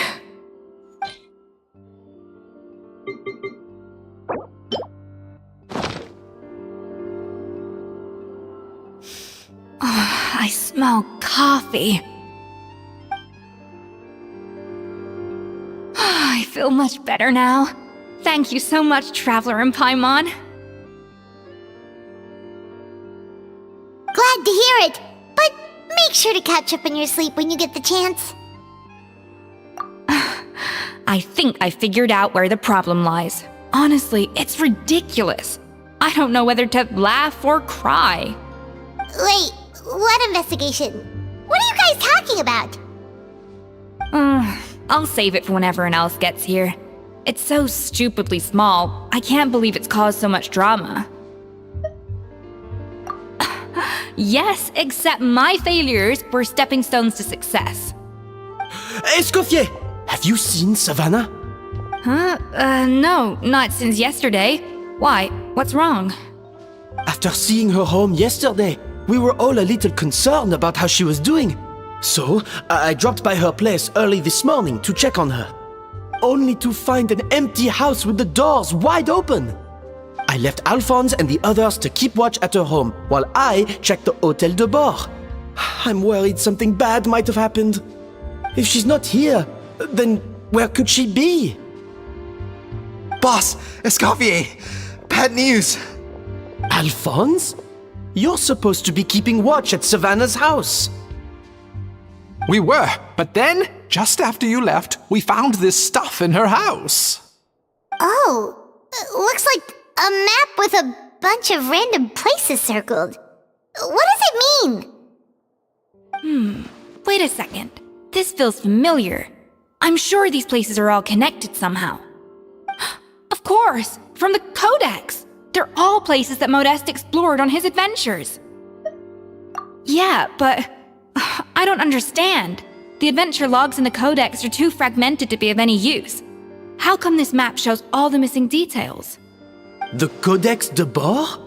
Then, this place marked in red out at sea. Could that be the fabled birthplace of Gâteau de Bord? Seriously? So now she set her sights on finding the original recipe and beating Escoffier that way? Geez, Savannah. Anything to overcome a gâteau plateau, huh? Ugh, idiot! Does she have a death wish? Those ruins are thousands of years old. Hold on, there's more. Besides the map, we also found these letters.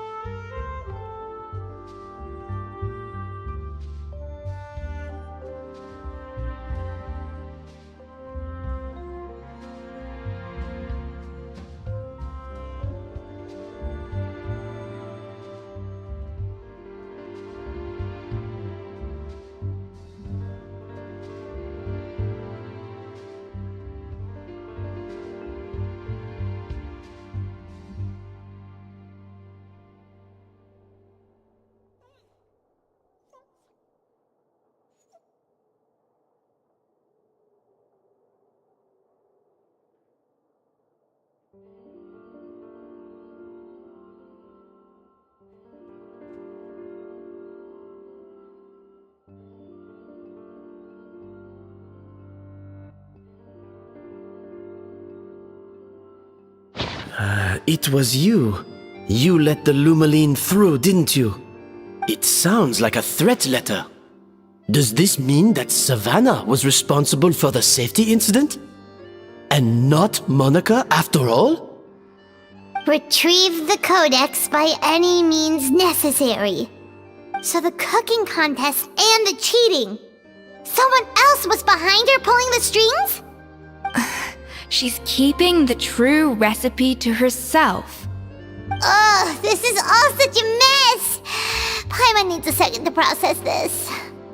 First, we thought that Savannah forced Monica to cheat in the cooking contest. But now, it turns out that someone else forced Savannah to force Monica to cheat?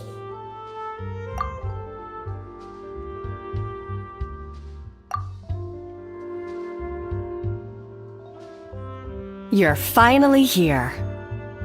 Of course. I should have put two and two together as soon as I read your threat letter. The food safety incident, the demand for a cooking contest, the instruction to blackmail Monica, even the suggestion that Escoffier was keeping secrets from me. It was all part of your grand plan, wasn't it, Monica?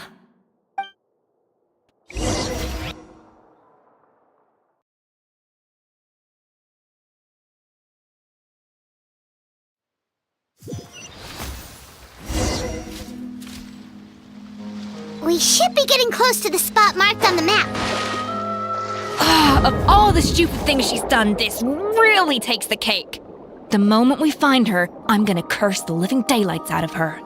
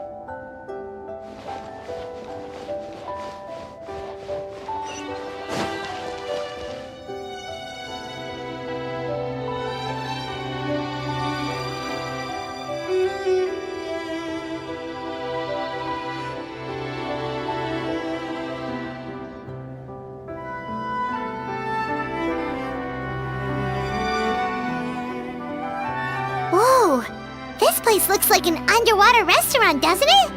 Suddenly, the idea of an adventure chef finding secret ingredients makes a whole lot more sense. I think Modest's codex mentioned this place. A public bath from the time of Remoria. So yeah, definitely the kind of place that would have served food and drinks. Huh? Some blubber beasts have come to join the party? How did they get here?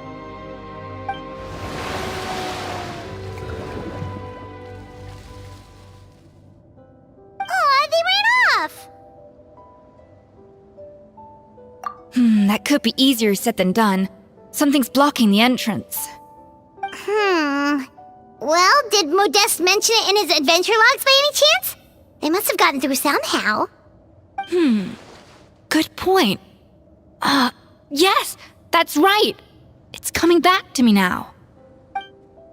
We prepared a banquet for our shy little guests, and as the food flowed away on the current, they broke into a joyous chorus, and the path opened to us. We have to feed the blubber beasts? With what? There's nothing here besides rocks, romaritime flowers, and lumitoile. See, this is why you should always bring snacks. You never know when you're gonna need them. Now we have to head all the way back to shore and grab some. There is no time for that. Romaritime flowers and lumitoile will have to do. They may not look appetizing to us, but who knows? They could be blubber beast delicacies. Wait, we're seriously gonna try this?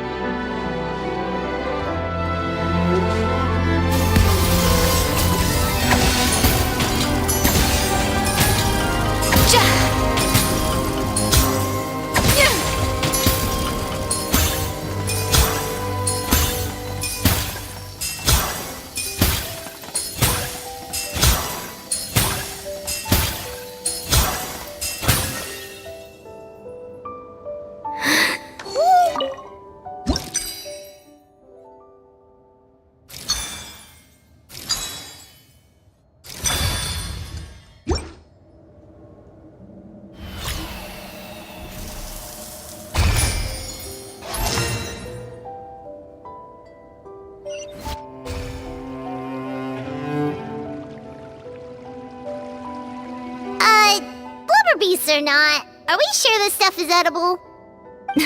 Trust me, they'll love it. Oh, good question. If we try to put them in the pool, we'll probably just scare them off again, and who knows how long they'll be gone. Yes, we can't afford to wait for them to double back. What was it that Modeste said again? Something about the food flowing away on the current.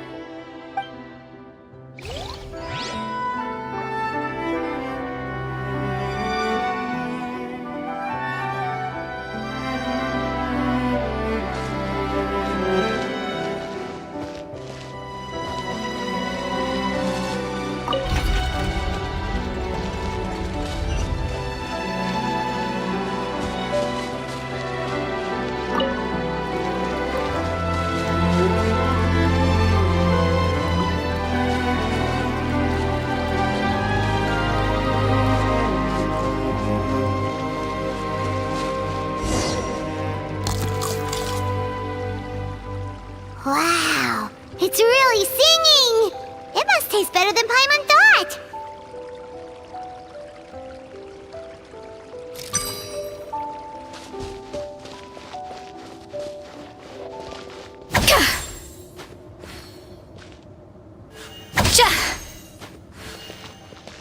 The tracks turned back again. So annoying.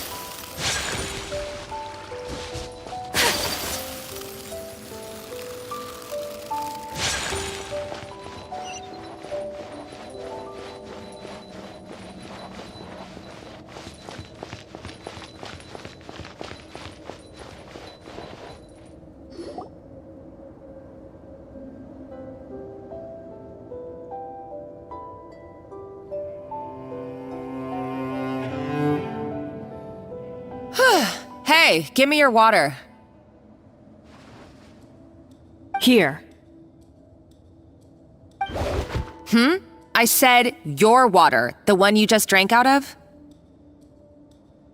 Sure.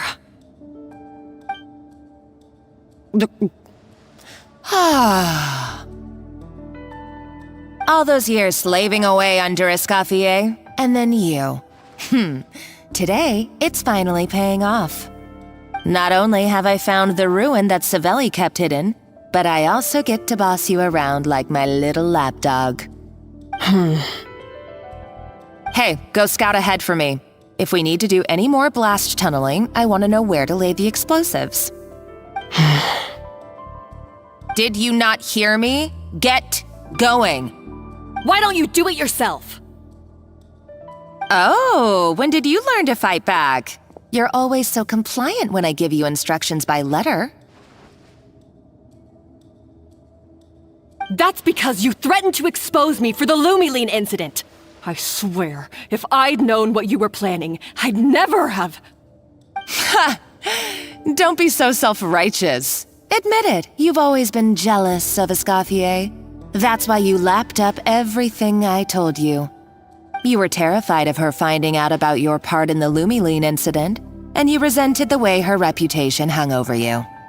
So you jumped at the chance to convince yourself that she was the villain, that she deliberately hid her secret recipes from you just to hold you back. It was the only excuse you needed to justify getting back at her. First, idolization, then jealousy, suspicion, and self-deception. That's what this comes down to. It was the same story with Savelli and my ancestor. He offered Modeste his friendship only to murder him out of vanity. He promised to explore the world with him, only to later destroy all records of their adventures. It's a miracle I even found this place. You have no idea the countless hours I spent piecing it all together. So you see, you're no better than Savelli. If you can't beat him, betray him, right? I am no Savelli, nor will I ever be. Oh, put a lid on it. You really think you can absolve yourself of your vindictive and jealous behavior now? Just because you finally realize that Escoffier never kept any secrets from you? You didn't show any remorse when she left, or in the cooking contest. Why start now? You have no right to redemption. You're right. I don't deserve her forgiveness. But I am done being bullied into submission by you! Ooh, feisty. But you should watch your tone. Talking to me like that could get you in big trouble. I somehow doubt that. Since I poisoned both our water bottles. What? Ever since I learned the truth, I've been biding my time, waiting for this moment. You've played me like a fiddle for so long, and now this is payback! But you drank it too! It's what we both deserve. This is the price we must pay for betraying Escoffier. You'll die here with me, Monica! You.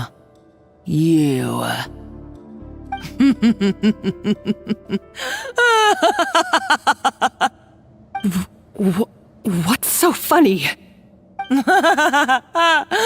Oh, you're too much. I thought I'd play along for a bit just to amuse myself. You gave a very rousing performance. I saw your dumb plan a mile off. There's no poison in these bottles, just clean, fresh water. No. Revenge is a dish best served cold, you know? Did you really think your half-baked plot would fool me? You're a lousy chef, and you make a lousy villain, too. A complete waste of space. No wonder you never amounted to anything. Everything I ever did was a failure. And now, I failed again, for the last time. Hey, why don't you try your hand at being a comedian in your next life? You got a good laugh out of me. But now the show's over. You should have just done like I asked, Savannah. All I wanted you to do was scout the ruins for me. But you had your chance, and now it's time to say goodbye. Stop right there! Let her go, Monica! We've got you surrounded! Escoffier? Ugh, looks like I'll have to keep you around for a little longer. You can't! Stay back if you want her alive! Escoffier and the Traveler. I can't take you both on in combat, but if you so much as flinch, I can end Savannah's life in a heartbeat. Monica, what are you hoping to achieve by this? You're about to commit murder, and for what? A recipe? A recipe? You chefs are all blinded by your myopic focus on kitchen affairs. Well, some of us actually have bigger fish to fry. Modeste had a secret. The truth behind his so-called genius, the je ne sais quoi factor in his Gâteau de Bourg, and it's right here in these ruins. Are you serious? You're here because of a Gâteau de Bourg obsession? You've gone completely mad! I couldn't care less about the cake itself. No, the real treasure is the secret ingredient that Modeste sourced from these ruins. He and Savelli were fools. A priceless treasure of Remoria in the palms of their hands, and they thought, ooh, this would go great in our cake mix. We're talking about a powerful stimulant that also sharpens the senses. That's no cooking ingredient. It's a groundbreaking drug.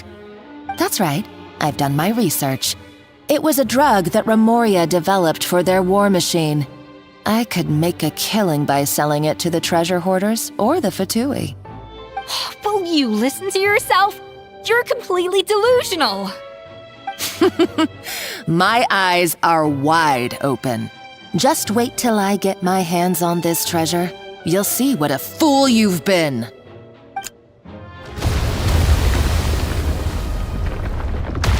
Wait, what's that sound?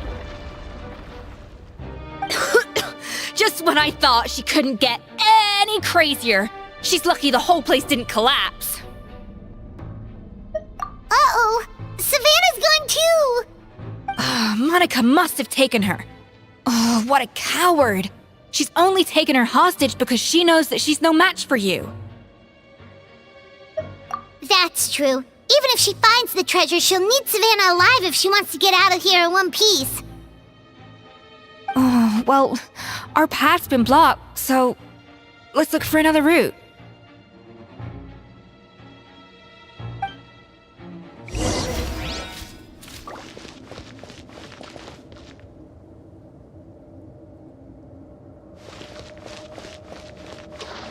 The water looks pretty deep here. Maybe it leads somewhere.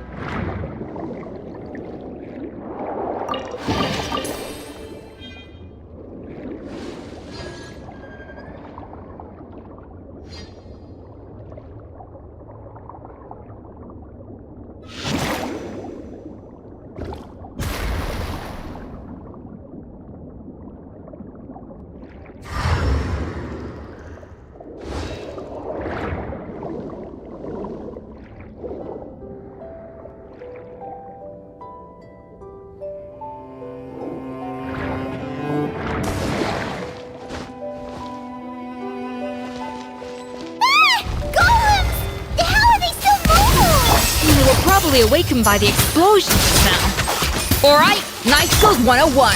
Time for some rough chopping.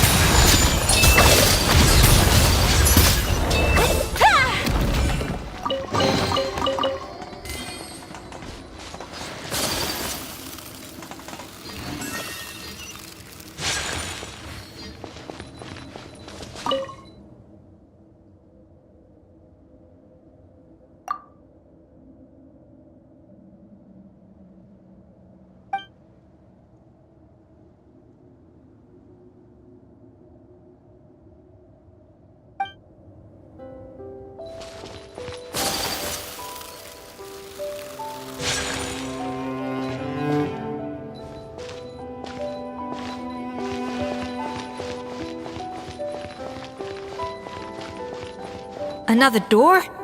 Guess we need to prepare another feast for our guests.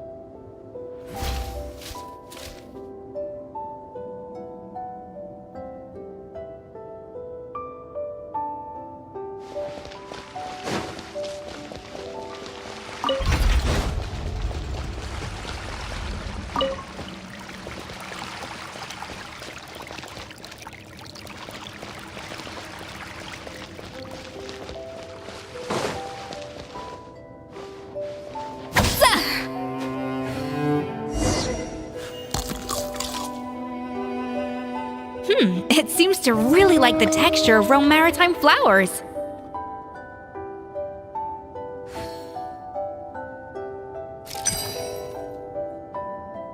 Ha! A little amuse-bouche!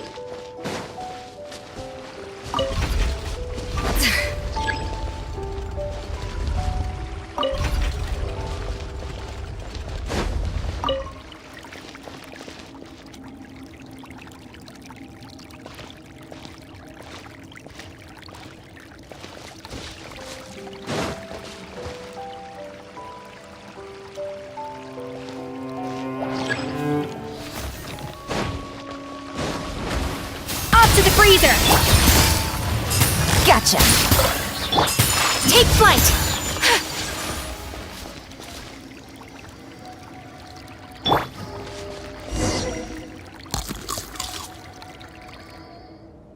I never knew you could process Lumitwol like that! Alright, I've got to jot this down. Lumitwols and maritime flowers. This could open the door to a whole new world! Yep, that's literally the plan. Wait, hold on. Which door are you talking about?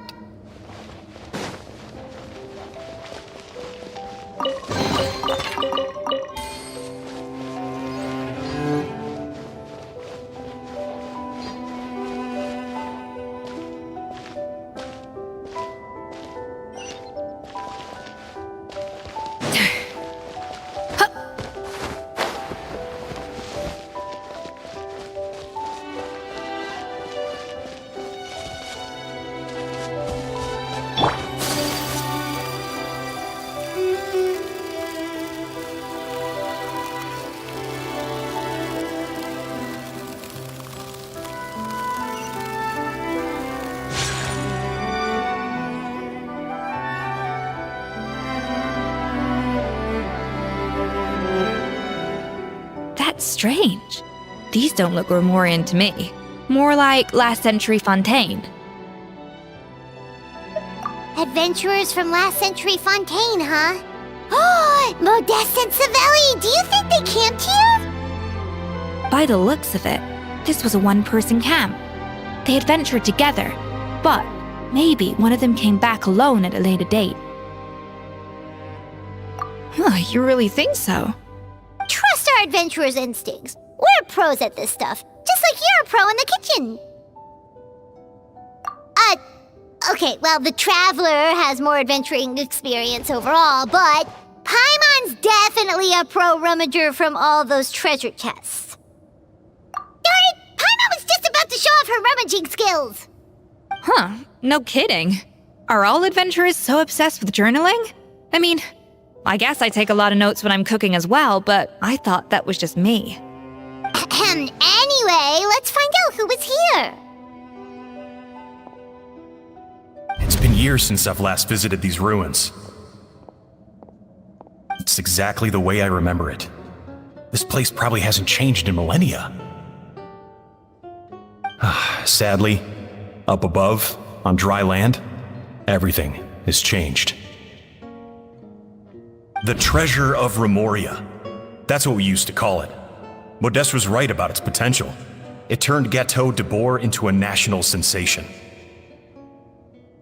Our limited stock of the substance meant that the Gateau could only be produced on a small scale, but this only drove up the popularity all the more. Modeste was right about that too. He predicted all of it. He was praised as a genius, while I, as the one person who'd ever disagreed with him, was labeled a talentless fool. Modeste tried his best to console me, but I knew better than anyone just how great the gulf was between us. Our conversations grew scarce, and we saw less and less of each other. I didn't fight it. He had new friends and a career of his own. Why invite further disdain by inserting myself where I did not belong? I told myself that maybe one day, when I finally created a masterpiece of my own, I'd be able to face him without shame.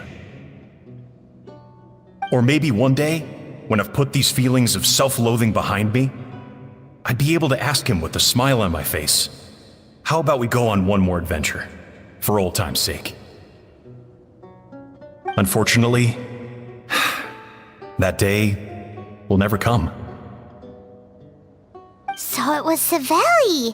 From the sounds of it, he came back after Modeste had already died. I always thought it was just a legend. But if it's true, then this must be the place where they found their secret ingredient, the birthplace of Gateau de Boer. In that case, what does that say about the death of Modeste? If it's all true, maybe Savelli really did have something to do with it. The taste of Gateau de Boer has changed. Modeste was convinced of this, even though everyone swore they couldn't tell. Being the perfectionist that he was, he refused to accept even the slightest flaw in his work. He stopped all sales of the product, locked himself away in the kitchen, and worked day and night, vowing to find out where he had gone wrong. But as he baked and taste tested over and over again, he found he only strayed further and further from the original taste.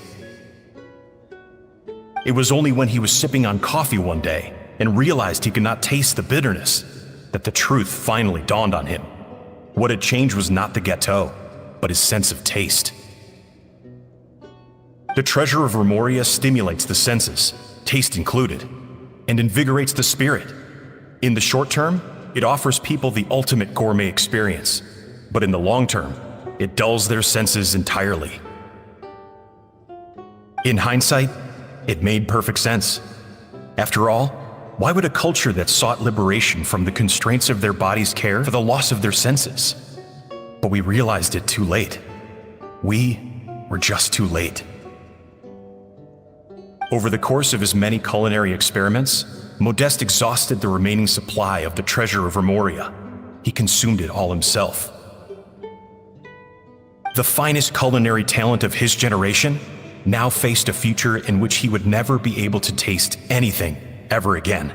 Finally, in despair, he took his own life. And because we had become estranged, I could not be there to stop him, to offer some words of comfort, or even to say goodbye. Yet despite everything, he sent me his final letter. The treasure of Remoria? Guess Monica was really onto something. It really was a kind of drug. So, Modeste chose to end his own life. Then, why all the rumors that Savelli murdered him? Also, neither the Codex nor any other contemporary records make any mention of the treasure of Remoria. It's almost as if someone deliberately erased it from history. Modeste told me everything in his final letter. His was a tale of how even a genius could fail, and how much more devastating it is when it happens. Did he hope I would gain some personal catharsis from knowing the truth? Or maybe he wished for me to warn the public about the dangers of Gateau de Bourg, proving that I had been right all along. But if the public ever learned how Modeste's greatest triumph became his undoing, his fall from grace would be swift and merciless. 1 minute a genius, the next a joke.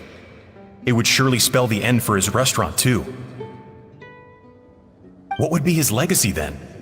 How would future generations view everything we built together? I fear the scorn I have faced these last years would pale in comparison to the scorn shown to him by the history books. I cannot let that come to pass. I will do what I must to protect his name. It will mean tampering with his notes to remove the damning details, leaving mere fragments of our story behind. It may lead his family to suspect me of having a hand in his demise. But if that's the price of destroying all evidence of my crimes, then so be it. I would rather the world believe a tale of genius and jealousy than see his reputation in tatters. The final loose end is the evidence here, at the bottom of the sea. Huh? What's wrong? Didn't we say Savannah should be safe for now? So we thought, but if Monica finds out what happened to the treasure, there's no telling what she might do.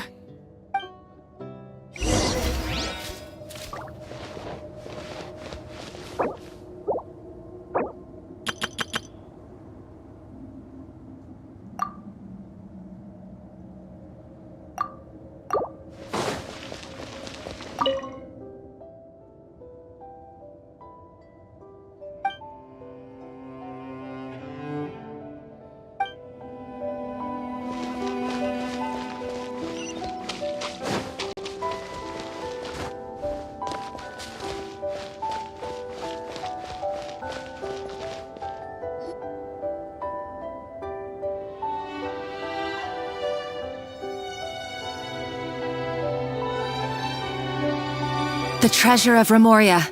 I have found you at last.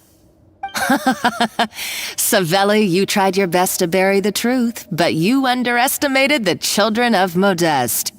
Some fragments of his diary escaped your clutches, and we have held on to them for generations. But I have to thank you too, Savannah. Without your help retrieving the Codex, and with it the last piece of the puzzle, I may never have found this place. But now, finally, the secret to Remoria's military might is within my grasp. The treasure of Remoria is mine!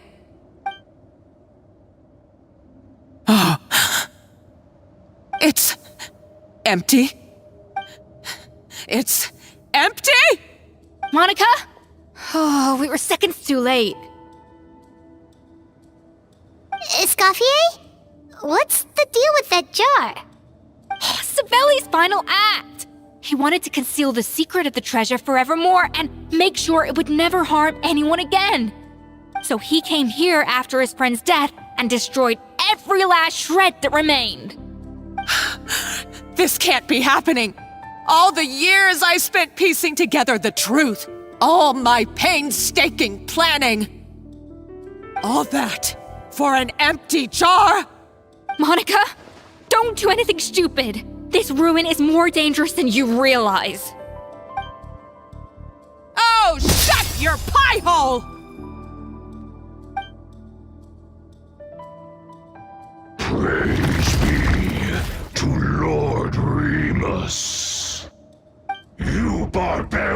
shall be slain.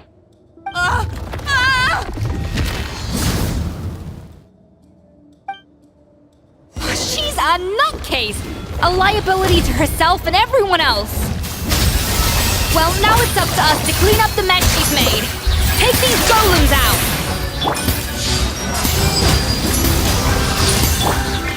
Whirling snow!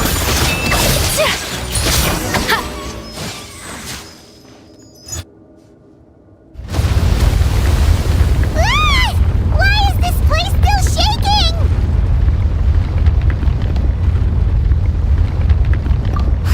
Either way, it's all her fault. Enough chit-chat. Let's get out of here, Traveler Escoffier, come on! Okay, I'm coming. Oh, no you don't. If I can't get what I want, neither will any of you. I've got nothing to show for my life's work so far. But if I can take another so-called genius down with me in my final moment, then it was all worth it. You're a psycho!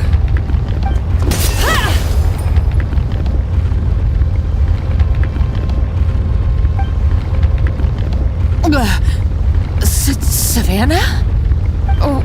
When did you wake up?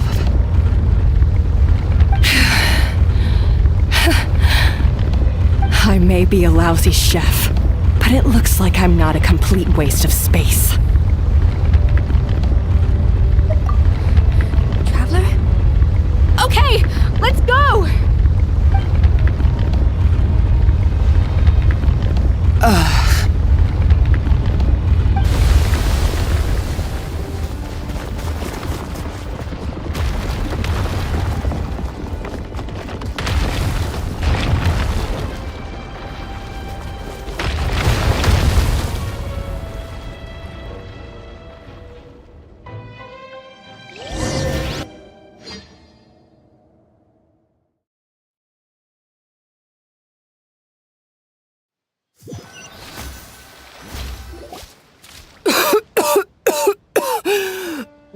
Escoffier!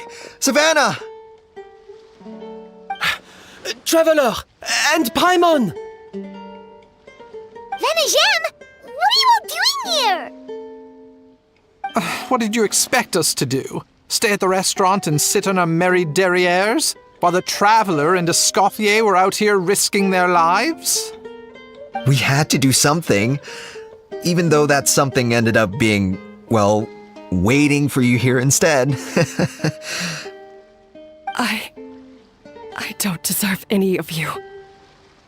And I certainly don't deserve to be your head chef. It was my fault Escoffier had to leave. Then I couldn't live up to her standards. I acted like a tyrant in the kitchen. And now I almost got myself killed. Come back, Escoffier. Come and be our head chef again. I'll never be able to replace you. Okay, so everything I said to you the day I left, it just went in one ear and out the other? Huh? Sorry, I was kinda in my own head at the time. All I could think about was the Lumiline situation. What was it you said again? Forget it. It doesn't matter. Anyway, I didn't leave this job because of you. And you're not nearly as awful a chef as you think. If you were that bad, why would all your staff show up here for you? Escoffier's right. Sure, you nitpick our work and get us to do things over a lot. But when it comes down to it, you're the one who's always doing whatever it takes to make sure the customers get served on time, every time. Things were pretty rough after Escoffier left, and Savannah's the only reason we've been able to make it through. Our customers know that Escoffier doesn't work for us anymore. But the fact is, they keep coming back. If that's not an endorsement of your work, I don't know what is. At the end of the day, we're all human, and we all make mistakes. All we can do is recognize where we get it wrong and do our best to improve. That's all that's humanly possible. No, I get what you're saying, but what I did to Firmin and to Escoffier, it's unforgivable. Well, about that, there's someone else here to see you, Chef. It's been a while, Chef Savannah. Firmin? I'm so sorry. I put far too much pressure on you, and the way I stubbornly refused to go and see you after you fell ill. There's no excuse. But I'm too late, aren't I? The damage is done. I heard that you can't even hold a kitchen knife anymore. Actually, I think I'm going to be just fine. Huh? We thought Firmin's problem was purely psychological in nature. But after the threat letter came to light, it got Firmin thinking. And then he remembered the tea that Monica used to give him every night. And as it turns out, she was lacing it with Lumaline the whole time. No way! Doesn't that cause nerve damage? It can. High doses pose a risk of serious nervous and sensory complications. But if you calculate the dosage carefully, you can control the extent of its effects. A small dose might simply make a person more emotional, whether that means more fragile or more hot-tempered. No wonder it seemed like you'd lost your edge. I asked my friends at the Fontaine Research Institute about it. They said that with the low dose I was taking, the risks are pretty small. They also fixed me up with some meds and said I should recover in no time. Well, that's what happens when you give someone a little bit of hope to cling on to. There's more. We believe that Firmin was likely not Monica's only victim. You mean she poisoned me too? Oh, so that's why Savannah's been so irritable this whole time! Let's not be too quick to blame everything on the Lumaline. That stuff can only amplify what's already there. So tasty food will seem like the most delicious thing in the world, while food you don't particularly care for will become utterly revolting. So you better make sure you reflect on your behavior and apologize to every single person you've wronged. I will. I'm sorry. There's still one question that's really bugging me. Why is it that no matter what I do, my Gâteau de Bourg never tastes the same as yours? Is it just... is it because you're a genius and I'm not? It's because the heating element in your oven is broken, you silly goose. What? Huh? I felt like something was off during the cooking contest. Once I got around to checking all the equipment, I noticed it right away. There was a half-degree discrepancy between the temperature setting and the actual temperature. All the ovens in the whole kitchen had the same problem, which confused me at the time, but by this point, it's pretty obvious that Monica must have tampered with them. I would have figured it out the day of the bake-off, since the issue affected both our teams. But of course, Monica sabotaged mine so that could never happen. No. I spent so long trying to find out where I was going wrong, and then you pinpoint the problem in just one night? It all comes back to one simple, undeniable truth. You're a genius, and I'm just plain old Savannah. Oh, cut it out! Stop the woe is me act for a second and just think. I came up with this recipe. You don't think that might have something to do with it? Do you know how long I spent perfecting my Gâteau de Bourg? 3 years! 3 whole years! I know this dish inside out, back to front and upside down. And you've been head chef now for what, 6 months? If that? A couple hundred failed attempts, and you're gonna throw in the kitchen towel and declare you'll never be successful because you're not a genius.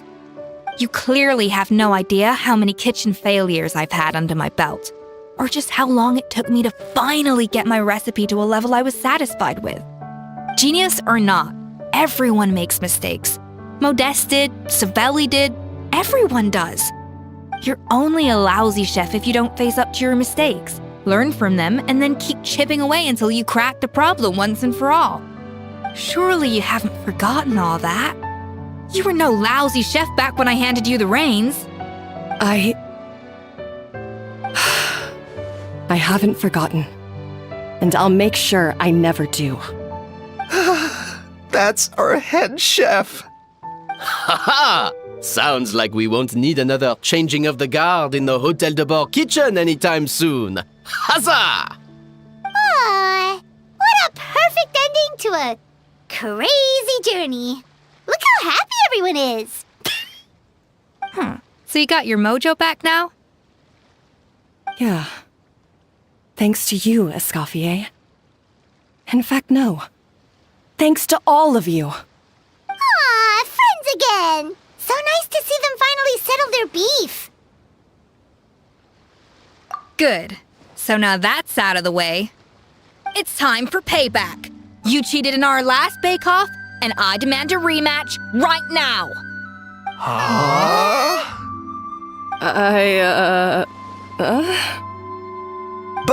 But that was mostly Monica's fault, wasn't it? Right. And also, does it have to be right now? Savannah's only just got her mojo back, and you barely escaped from a death trap.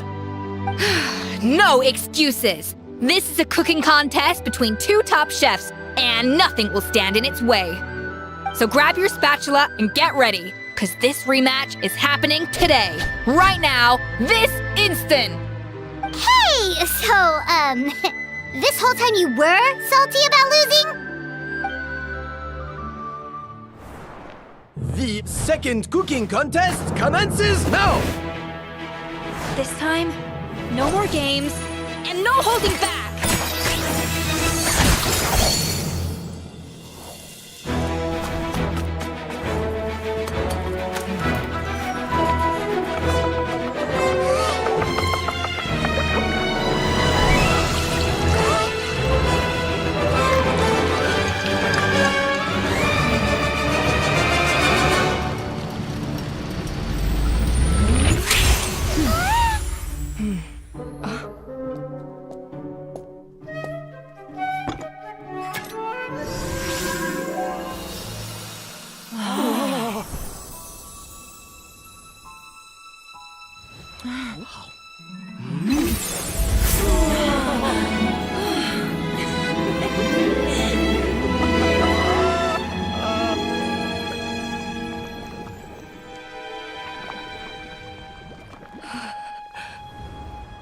I feel like I don't have the right to be here.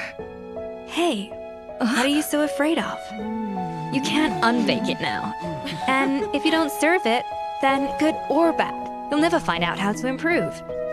If you're too scared to fail, you'll never know what real success tastes like. So? Embrace your failure. Taste it. Digest it.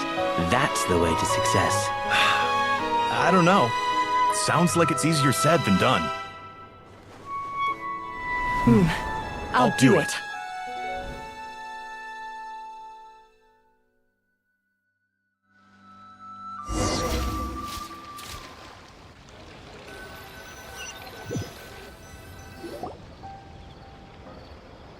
The results are in! A landslide victory for Escoffier!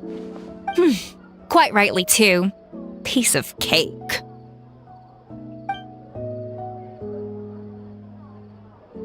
Oh yeah, look at that! Savannah looks pretty chipper too, considering she lost.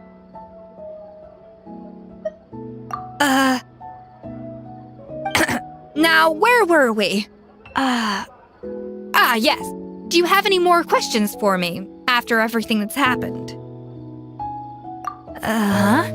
I thought Navia would have filled you in.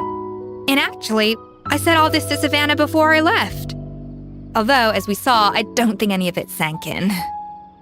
I had two reasons for leaving. One was the food safety incident, of course, but the other was that the Hotel de Boer had reached a point where it didn't need me anymore. So I decided to step down and look for new opportunities to improve myself. Improve how? Well, a while back, I got to know a fellow chef from Liyue, and in her, I saw so many new possibilities. She has that same adventurous spirit that Modeste and Sibeli had in their youth. Slime mucus, lizard tails. With her, nothing's off the table. There's a whole world of new flavors out there waiting to be explored, hiding away in ingredients we overlook. Case in point, remember those Romaritime flowers down in the ruins? I used them in the cooking contest just now. Did you taste the difference? What? Paimon didn't notice at all! Half of the art of cooking is dissecting the recipes of previous chefs and figuring out the exact constellation of elements that gave their work its signature taste. And the other half, it lies in freeing yourself from the confines of the kitchen. You've got to go out and explore the endless possibilities out there. Uh-oh. Paimon's suddenly not sure she wants to try your cooking anymore.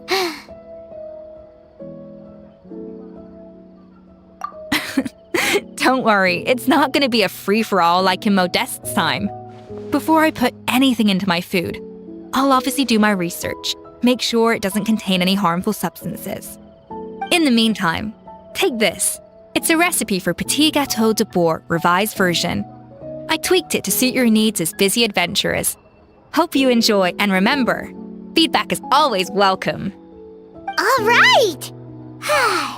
So, do you ever see yourself returning to Hotel de Bourg? Oh, of course. I've already promised Banisham that I'll come back every once in a while to make sure the quality of the food remains at an acceptable level. You know, Paimon's still a little disappointed that we never got to see the treasure of Remoria. Surely Monica wouldn't have gotten drawn in so deeply if it wasn't for all the mystery surrounding the original Gâteau de Bourg. She practically dedicated her life to finding the lost pieces of Modeste's diary. Then went to all that trouble to infiltrate the Hotel de Bourg. And in the end, it was all for nothing. Since you mentioned the treasure, between Modeste's writings and what we saw in those ruins, I think I may have figured out the truth. The so-called treasure of Remoria was most likely a substance that the Remorians extracted from Lumitoiles, better known to us as Lumiline. Huh? So then, why all the hype back in the early days of Gâteau de Bourg? Don't forget, it was a very different era. We could barely even refine sugar back then, so desserts were very much in their infancy. In a world of bland food, it's no wonder that the first thing to really excite people's taste buds took the world by storm. And as for the Lumiline, it may well have been somewhat valuable in ancient times. But these days, it's just another drug from the Fontaine Research Institute.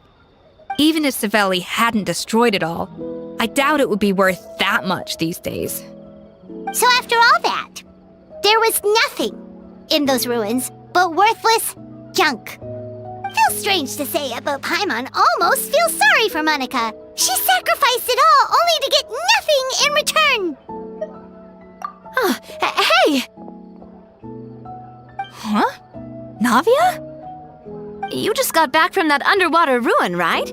Well, check it out. They ran a special issue. Did you see anything like this down there? Freshly unearthed from the ruins of Remoria. A magnificent jar thought to be over 1,000 years old. Experts say it has immense artistic and historical value. It could be worth an absolute fortune. Wait, isn't that the jar they used to hold the treasure? If only it was still in one piece. Some butterfingers must have dropped it or something. Ugh, it's such a shame.